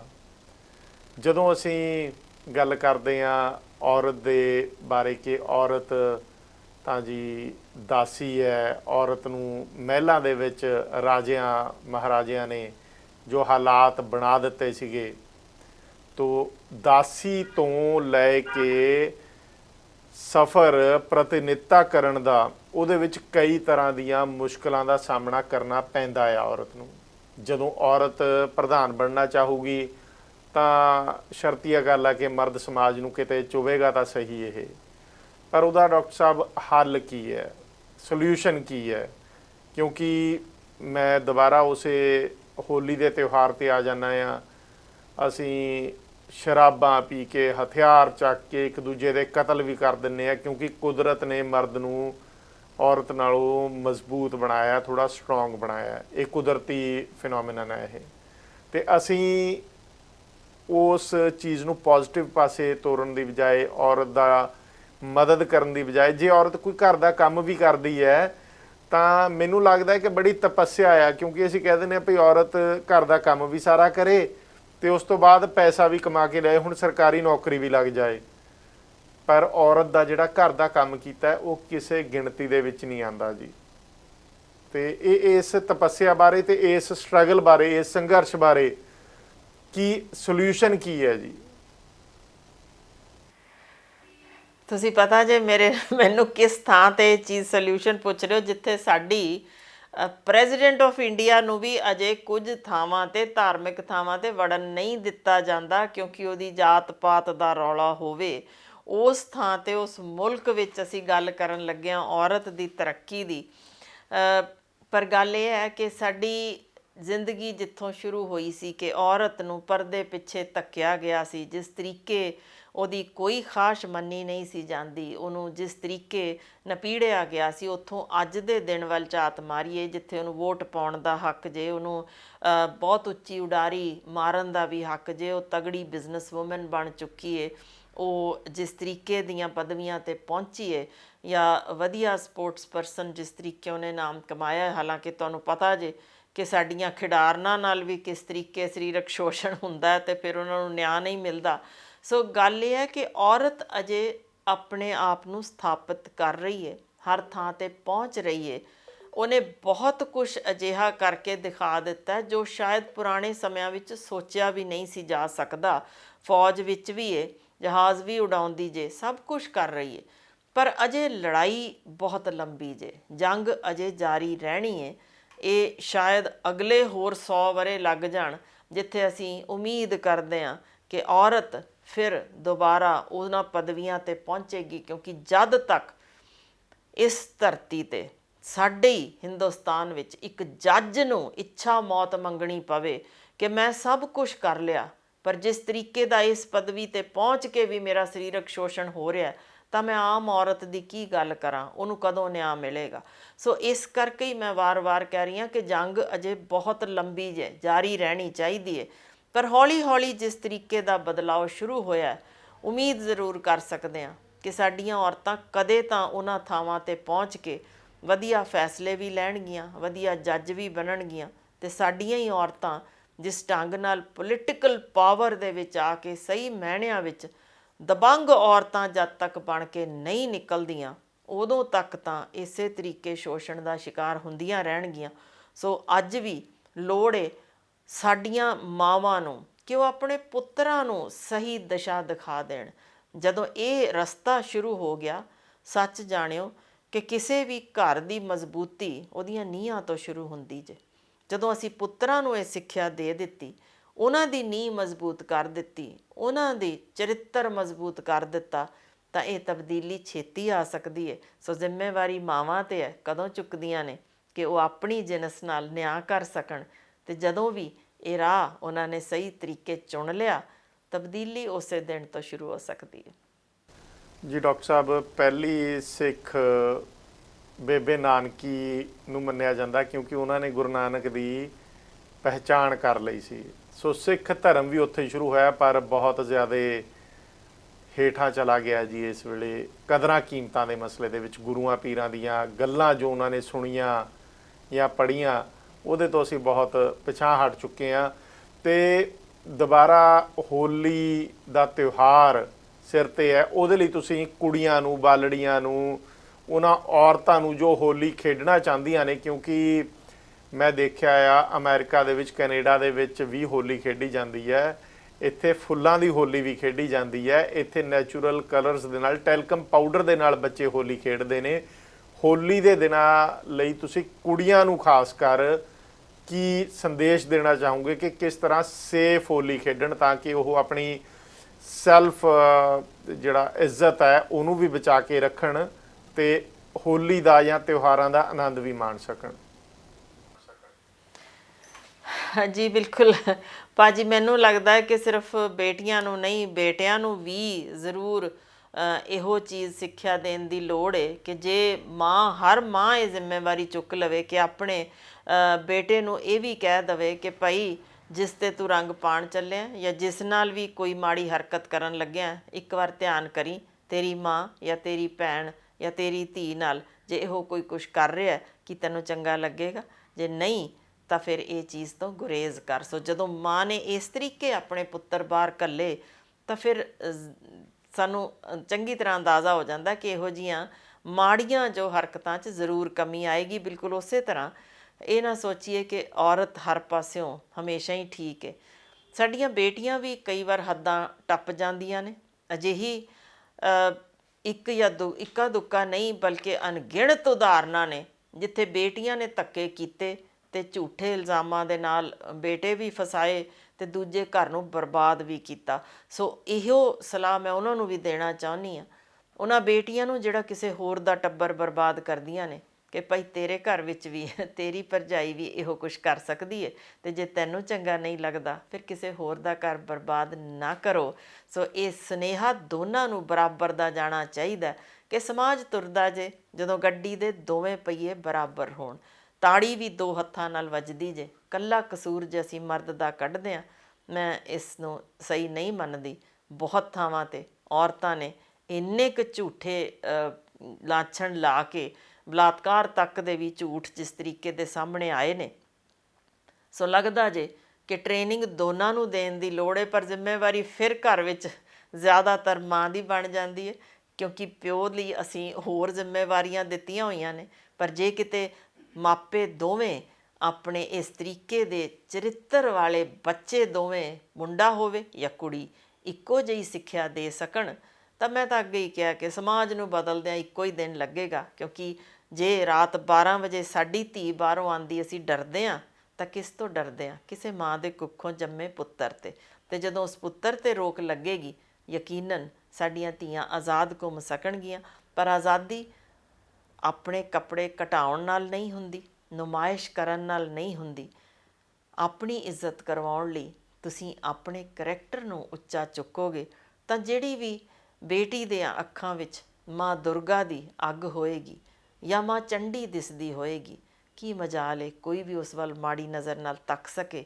ਸੋ ਕੋਸ਼ਿਸ਼ ਕਰਨ ਕਿ ਧੀਆਂ ਆਪ ਆਪਣੇ ਆਪ ਨੂੰ ਉੱਚਾ ਚੁੱਕਣ। ਅਤੇ ਹੋਲੀ ਵਰਗੇ ਜਦੋਂ ਅਸੀਂ ਕੋਈ ਵੀ ਤਿਉਹਾਰ, ਸਿਰਫ ਹੋਲੀ ਨਹੀਂ, ਕੋਈ ਵੀ ਤਿਉਹਾਰ ਹੋਵੇ ਤਾਂ ਉਹਨੂੰ ਜਿਸ ਤਰੀਕੇ ਮਨਾਉਣਾ ਹੈ ਉਹਨੂੰ ਇਹ ਸਮਝ ਕੇ ਤੁਰੀਏ ਕਿ ਜੋ ਸਾਨੂੰ ਚੰਗਾ ਲੱਗਦਾ ਹੈ ਉਹੀ ਦੂਜੇ ਨੂੰ ਵੀ ਚੰਗਾ ਲੱਗਦਾ ਹੈ। ਸੋ ਕਿਸੇ ਹੋਰ ਨੂੰ ਮਾੜੇ ਤਰੀਕੇ, ਕਿਸੇ ਨੂੰ ਦੁਖੀ ਕਰਨ ਨਾਲੋਂ ਖੁਸ਼ੀ ਜੇ ਦੇ ਸਕੀਏ, ਦੂਜੇ ਦੇ ਚਿਹਰੇ ਦੇ ਉੱਤੇ ਆਈ ਖੁਸ਼ੀ ਦਾ ਕਾਰਨ ਬਣ ਸਕੀਏ, ਯਾਨੀ ਹੋਲੀ ਵਾਲੇ ਦਿਨ ਕਿਸੇ ਇੱਕ ਅਜਿਹੇ ਬੱਚੇ ਨੂੰ ਜਿਸ ਕੋਲ ਕੱਪੜੇ ਪੂਰੇ ਨਹੀਂ, ਦੇ ਦਿਓ ਨਾ ਰੰਗ ਬਿਰੰਗੇ ਕੱਪੜੇ। ਇਸ ਤੋਂ ਵਧੀਆ ਹੋਲੀ ਉਹਦੇ ਲਈ ਹੋਣੀ ਨਹੀਂ। ਜਿਹਦੇ ਪੈਰੀਂ ਚੱਪਲ ਨਹੀਂ, ਜੁੱਤੀ ਨਹੀਂ, ਰੰਗ ਬਿਰੰਗੇ ਬੂਟ ਜਾਂ ਚੱਪਲਾਂ ਦੇ ਦਿਓ, ਉਹ ਸਾਰੀ ਉਮਰ ਤੁਹਾਨੂੰ ਯਾਦ ਰੱਖੇਗਾ। ਜਿਸ ਦੇ ਕੋਲ 2 ਵੇਲੇ ਦੀ ਰੋਟੀ ਦਾ ਜੁਗਾੜ ਨਹੀਂ, ਆਓ ਇਸ ਹੋਲੀ 'ਤੇ ਉਹਦੇ ਘਰ ਨੂੰ ਵੀ ਸ਼ਿੰਗਾਰੀਏ, 2 ਵੇਲੇ ਦੀ ਰੋਟੀ ਪਹੁੰਚਾ ਦਈਏ। ਜ਼ਰਾ ਸੋਚ ਕੇ ਵੇਖਿਓ ਉਹਦੇ ਵੱਲੋਂ ਮਿਲੀਆਂ ਦੁਆਵਾਂ ਤੁਹਾਨੂੰ ਸ਼ਾਇਦ ਉਮਰ ਭਰ ਭੁੱਲਣਗੀਆਂ ਨਹੀਂ। ਸੋ ਕਿਸੇ ਦੀ ਚਿਹਰੇ ਤੇ ਖੁਸ਼ੀ ਦਾ ਕਾਰਨ ਬਣੀਏ ਕਿ ਇਸ ਦਿਨ ਫੁੱਲਾਂ ਨਾਲ ਇੱਕ ਦੂਜੇ ਨੂੰ ਤਾਂ ਅਸੀਂ ਜ਼ਰੂਰ ਖੁਸ਼ ਕਰ ਸਕਦੇ ਹਾਂ, ਪਰ ਜ਼ਰੂਰ ਕਿਸੇ ਲੋੜਵੰਦ ਦੀ ਮਦਦ ਕਰ ਸਕੀਏ, ਉਹ ਪੈਸੇ ਉਹਦੇ ਉੱਤੇ ਲਾ ਕੇ ਦੇਖੀਏ। ਇਸ ਤੋਂ ਵਧੀਆ ਤਿਉਹਾਰ ਮਨਾਉਣ ਦਾ ਹੋਰ ਕੋਈ ਢੰਗ ਹੋ ਨਹੀਂ ਸਕਦਾ। ਡਾਕਟਰ ਸਾਹਿਬ, ਤੁਹਾਡੀਆਂ ਗੱਲਾਂ 'ਚੋਂ ਇੱਕ ਸਵਾਲ ਨਿਕਲਿਆ ਆਇਆ, ਅਖੀਰਲਾ ਸਵਾਲ ਕਰੂੰਗਾ ਪ੍ਰੋਗਰਾਮ ਦੀ ਸਮਾਪਤੀ ਤੋਂ ਪਹਿਲਾਂ। ਅਕਸਰ ਸੁਣਿਆ ਜਾਂਦਾ ਹੈ ਕਿ ਘਰ 'ਚ ਧੀ ਜ਼ਰੂਰ ਹੋਣੀ ਚਾਹੀਦੀ ਹੈ। ਕੀ ਇਹ ਜ਼ਰੂਰੀ ਹੈ ਸੈਲਫ ਡਿਸਿਪਲਿਨ ਲਈ ਜਾਂ ਮਾਂ ਪਿਓ ਨੂੰ ਸਬਕ ਸਿੱਖਣ ਲਈ? ਬਿਲਕੁਲ ਮੈਂ ਤੁਹਾਡੇ ਨਾਲ ਸਹਿਮਤ ਹਾਂ। ਤਹਿਜ਼ੀਬ ਜਦੋਂ ਅਸੀਂ ਦੇਖੀਏ ਨਾ, ਇਹ ਨਹੀਂ ਹੈ ਕਿ ਪੁੱਤਰ ਉਜੱਡ ਹੁੰਦੇ ਨੇ, ਪਰ ਜਦੋਂ ਤੁਸੀਂ ਦੇਖਦੇ ਹੋ ਨਾ 2 ਜਾਂ 4 ਜਾਂ 10 ਮੁੰਡੇ ਬੈਠੇ ਹੱਸ ਖੇਡ ਰਹੇ ਨੇ, ਕੁਛ ਲੱਚਰਤਾ ਜ਼ਰੂਰ ਆ ਜਾਂਦੀ ਹੈ, ਪਰ ਜਿਉਂ ਹੀ ਉਸ ਕਮਰੇ ਵਿੱਚ ਤੁਸੀਂ ਦੇਖਦੇ ਹੋ ਕਿ ਇੱਕ ਔਰਤ ਜਾਂ 2 ਬੇਟੀਆਂ ਇਕੱਠੀਆਂ ਵੜ ਜਾਣ, ਤੁਸੀਂ ਦੇਖੋਗੇ ਉਹ ਮਾਹੌਲ ਹੀ ਤਬਦੀਲ ਹੋ ਜਾਂਦਾ। ਬਿਲਕੁਲ ਇੰਝ ਹੀ ਘਰਾਂ ਵਿੱਚ ਵੀ ਜਦੋਂ ਤੁਸੀਂ ਬਿਲਕੁਲ ਹੀ ਸਾਰਾ ਪਾਸਾ ਉਜੱਡ ਰੱਖਿਆ ਹੋਵੇ ਤਾਂ ਤੁਸੀਂ ਦੇਖ ਸਕਦੇ ਹੋ ਇੱਕ ਧੀ ਵੱਲੋਂ ਆ ਕੇ ਜਿਸ ਢੰਗ ਨਾਲ ਉਹ ਸਾਰਾ ਕੁਝ ਸੰਭਾਲ ਕੇ, ਜਿਸ ਪਿਆਰ ਤੇ ਦੁਲਾਰ ਨਾਲ ਉਹ ਕੜੀਆਂ ਜੋੜਦੀ ਏ, ਸੱਚਮੁੱਚ ਘਰ ਵਿੱਚ ਜਿਸ ਦੇ ਧੀ ਨਹੀਂ, ਮੈਂ ਤਾਂ ਕਹਿੰਦੀ ਉਹਨੇ ਬਹੁਤ ਕੁਛ ਅਜੇ ਦੇਖਿਆ ਨਹੀਂ, ਕੁਛ ਗਵਾਇਆ ਪਿਆ। ਘਰ ਵਿੱਚ ਇੱਕ ਧੀ ਦੀ ਕਿਲਕਾਰੀ ਜ਼ਰੂਰੀ ਹੁੰਦੀ ਜੇ। ਤੇ ਮੈਂ ਇਹ ਵੀ ਦੱਸ ਦਿਆਂ ਕਿ ਜਿੰਨੀ ਜਾਨ ਉਹ ਵਾਰਦੀ ਜੇ ਨਾ ਆਪਣੇ ਪਿਓ ਲਈ, ਮੈਂ ਕਦੇ ਇਹੋ ਜਿਹੇ ਐਗਜ਼ਾਮਪਲਸ ਹੋਰ ਕਿਤੇ ਵੇਖੇ ਨਹੀਂ। ਬਤੌਰ ਇੱਕ ਡਾਕਟਰ 35 ਸਾਲ ਦਾ ਤਜਰਬਾ ਹੋ ਗਿਆ, ਮੈਂ ਤਾਂ ਜਿੰਨੀ ਵਾਰ ਦੇਖਿਆ ਜੇ ਆਖਰੀ ਸਾਹਾਂ 'ਤੇ ਵੀ ਆਇਆ ਹੋਵੇ ਪਿਓ ਤਾਂ ਗੁਰਦਾ ਦੇਣ ਨੂੰ ਉਹਦੀ ਧੀ ਪਹੁੰਚਦੀ ਏ, ਭਾਵੇਂ ਅਮਰੀਕਾ ਤੱਕ ਵਿੱਚ ਬੈਠੀ ਹੋਵੇ। ਮੈਂ ਪੁੱਤਰਾਂ ਨੂੰ ਦੌੜਦੇ ਵੇਖਿਆ, ਇਹ ਜੇ ਖੂਨ ਵੀ ਦਾਨ ਕਰਨ ਲਈ ਕਿਹਾ ਹੋਵੇ ਤਾਂ ਚਲੇ ਜਾਂਦੇ ਨੇ, ਪਰ ਧੀ ਨਹੀਂ ਹਿੱਲਦੀ। ਸੋ ਜਿਸ ਘਰ ਵਿੱਚ ਧੀ ਨਹੀਂ, ਸੱਚਮੁੱਚ ਕੁਛ ਨਾ ਕੁਛ ਉੱਥੇ ਗਵਾਚਿਆ ਪਿਆ। ਉਹ ਖੁਸ਼ੀਆਂ, ਉਹ ਹਾਸੇ, ਉਹ ਠੱਠੇ, ਉਹ ਰੰਗਲੀਆਂ ਚੂੜੀਆਂ ਜ਼ਰੂਰੀ ਨੇ ਘਰ ਦੇ ਵਿੱਚ ਇੱਕ ਵੱਖਰਾ ਮਾਹੌਲ ਪੈਦਾ ਕਰਨ ਲਈ। ਡਾਕਟਰ ਸਾਹਿਬ, ਬਹੁਤ ਬਹੁਤ ਧੰਨਵਾਦ ਜੀ ਤੁਹਾਡਾ, ਇੰਨੇ ਵਡਮੁੱਲੇ ਵਿਚਾਰ ਦਰਸ਼ਕਾਂ ਦੇ ਸਨਮੁਖ ਪੇਸ਼ ਕੀਤੇ ਨੇ। ਤੇ ਆਸ ਹੈ ਦਰਸ਼ਕੋ ਤੁਹਾਨੂੰ ਇਹ ਪ੍ਰੋਗਰਾਮ ਪਸੰਦ ਜ਼ਰੂਰ ਆਇਆ ਹੋਵੇਗਾ ਤੇ ਇਸ ਪ੍ਰੋਗਰਾਮ ਨੂੰ ਵੱਧ ਤੋਂ ਵੱਧ ਸ਼ੇਅਰ ਕਰਿਓ। ਤੇ ਮੈਂ ਇੱਕ ਹੋਰ ਗੁਜ਼ਾਰਿਸ਼ ਕਰਦਾ ਹਾਂ ਕਿ ਨਿੱਕੇ ਨਿੱਕੇ ਕਲਿੱਪ ਕੱਟ ਕੇ ਅਕਸਰ ਮੈਂ ਦੇਖਿਆ ਟਿਕਟੌਕ ਤੇ ਇੰਸਟਾਗ੍ਰਾਮ ਤੇ ਤੁਸੀਂ ਪਾ ਦਿੰਦੇ ਹੋ ਡਾਕਟਰ ਸਾਹਿਬ ਦੇ ਜਾਂ ਮੇਰੇ, ਪਰ ਸੰਕੋਚ ਕਰਿਓ ਜੀ, ਇਹ ਨਾ ਹੋਵੇ ਕਿ ਡਾਕਟਰ ਸਾਹਿਬ ਕਹਾਣੀ ਕੋਈ ਸੁਣਾਉਂਦੇ ਨੇ ਤੇ ਤੁਸੀਂ ਉਹਦੇ ਚੋਂ ਨਿੱਕਾ ਜਿਹਾ ਕਲਿੱਪ ਕੱਟ ਕੇ ਸਾਨੂੰ ਸਾਰਿਆਂ ਨੂੰ ਮੁਸ਼ਕਲ ਦੇ ਵਿੱਚ ਪਾ ਦਿੰਦੇ ਹੋ ਤੇ ਉਹਦਾ ਮੈਣਾ ਹੀ ਚੇਂਜ ਹੋ ਜਾਂਦਾ ਹੈ। ਕਿਰਪਾ ਕਰਿਓ ਕੋਈ ਵੀ ਅਫਵਾਹ ਜਾਂ ਤੁਹਾਨੂੰ ਲੱਗੇ ਕਿ ਇਹ ਕਲਿੱਪ ਪ੍ਰੋਗਰਾਮ ਦੇ ਵਿੱਚੋਂ ਮਾੜਾ ਕੱਟ ਕੇ ਤੁਹਾਡੇ ਤੱਕ ਪਹੁੰਚਿਆ ਆ, ਜਿਹਦੇ 'ਚ ਤੁਹਾਨੂੰ ਲੱਗਦਾ ਆ ਕਿ ਕੋਈ ਹਮਦਰਦੀ ਜਤਾਉਣੀ ਚਾਹੀਦੀ ਹੈ ਜਾਂ ਕਿਤੇ ਇਹ ਗਲਤ ਹੋ ਰਿਹਾ ਆ, ਤਾਂ ਉਹਨੂੰ ਕਿਰਪਾ ਕਰਕੇ ਸ਼ੇਅਰ ਕਰ ਲਿਓ ਜੀ, ਵਟਸਐਪ ਕਰ ਦਿਓ। ਫ਼ੋਨ ਨੰਬਰ ਤੁਹਾਡੇ ਸਾਹਮਣੇ ਸਕਰੀਨ ਦੇ ਉੱਤੇ ਹੈਗੇ ਨੇ ਤੇ ਉਹ ਡਾਕਟਰ ਸਾਹਿਬ ਤੱਕ ਵੀ ਪਹੁੰਚ ਜਾਏਗਾ, ਮੇਰੇ ਤੱਕ ਵੀ ਪਹੁੰਚ ਜਾਏਗਾ। ਉਹਦਾ ਸਪਸ਼ਟੀਕਰਨ ਅਸੀਂ ਜ਼ਰੂਰ ਦੇ ਦਾਂਗੇ, ਪਰ ਕਦੇ ਵੀ ਸੋਸ਼ਲ ਮੀਡੀਆ ਦੇ ਉੱਤੇ ਨਿੱਕੇ ਜਿਹੇ ਕਲਿੱਪ ਦੇ ਉੱਤੇ ਵਿਸ਼ਵਾਸ ਕਰਕੇ ਉਲਝਿਓ ਨਾ। ਸੋ ਡਾਕਟਰ ਸਾਹਿਬ ਤੁਹਾਡਾ ਵੀ ਬਹੁਤ ਬਹੁਤ ਧੰਨਵਾਦ ਜੀ। ਧੰਨਵਾਦ, ਬਹੁਤ ਸ਼ੁਕਰੀਆ ਜੀ।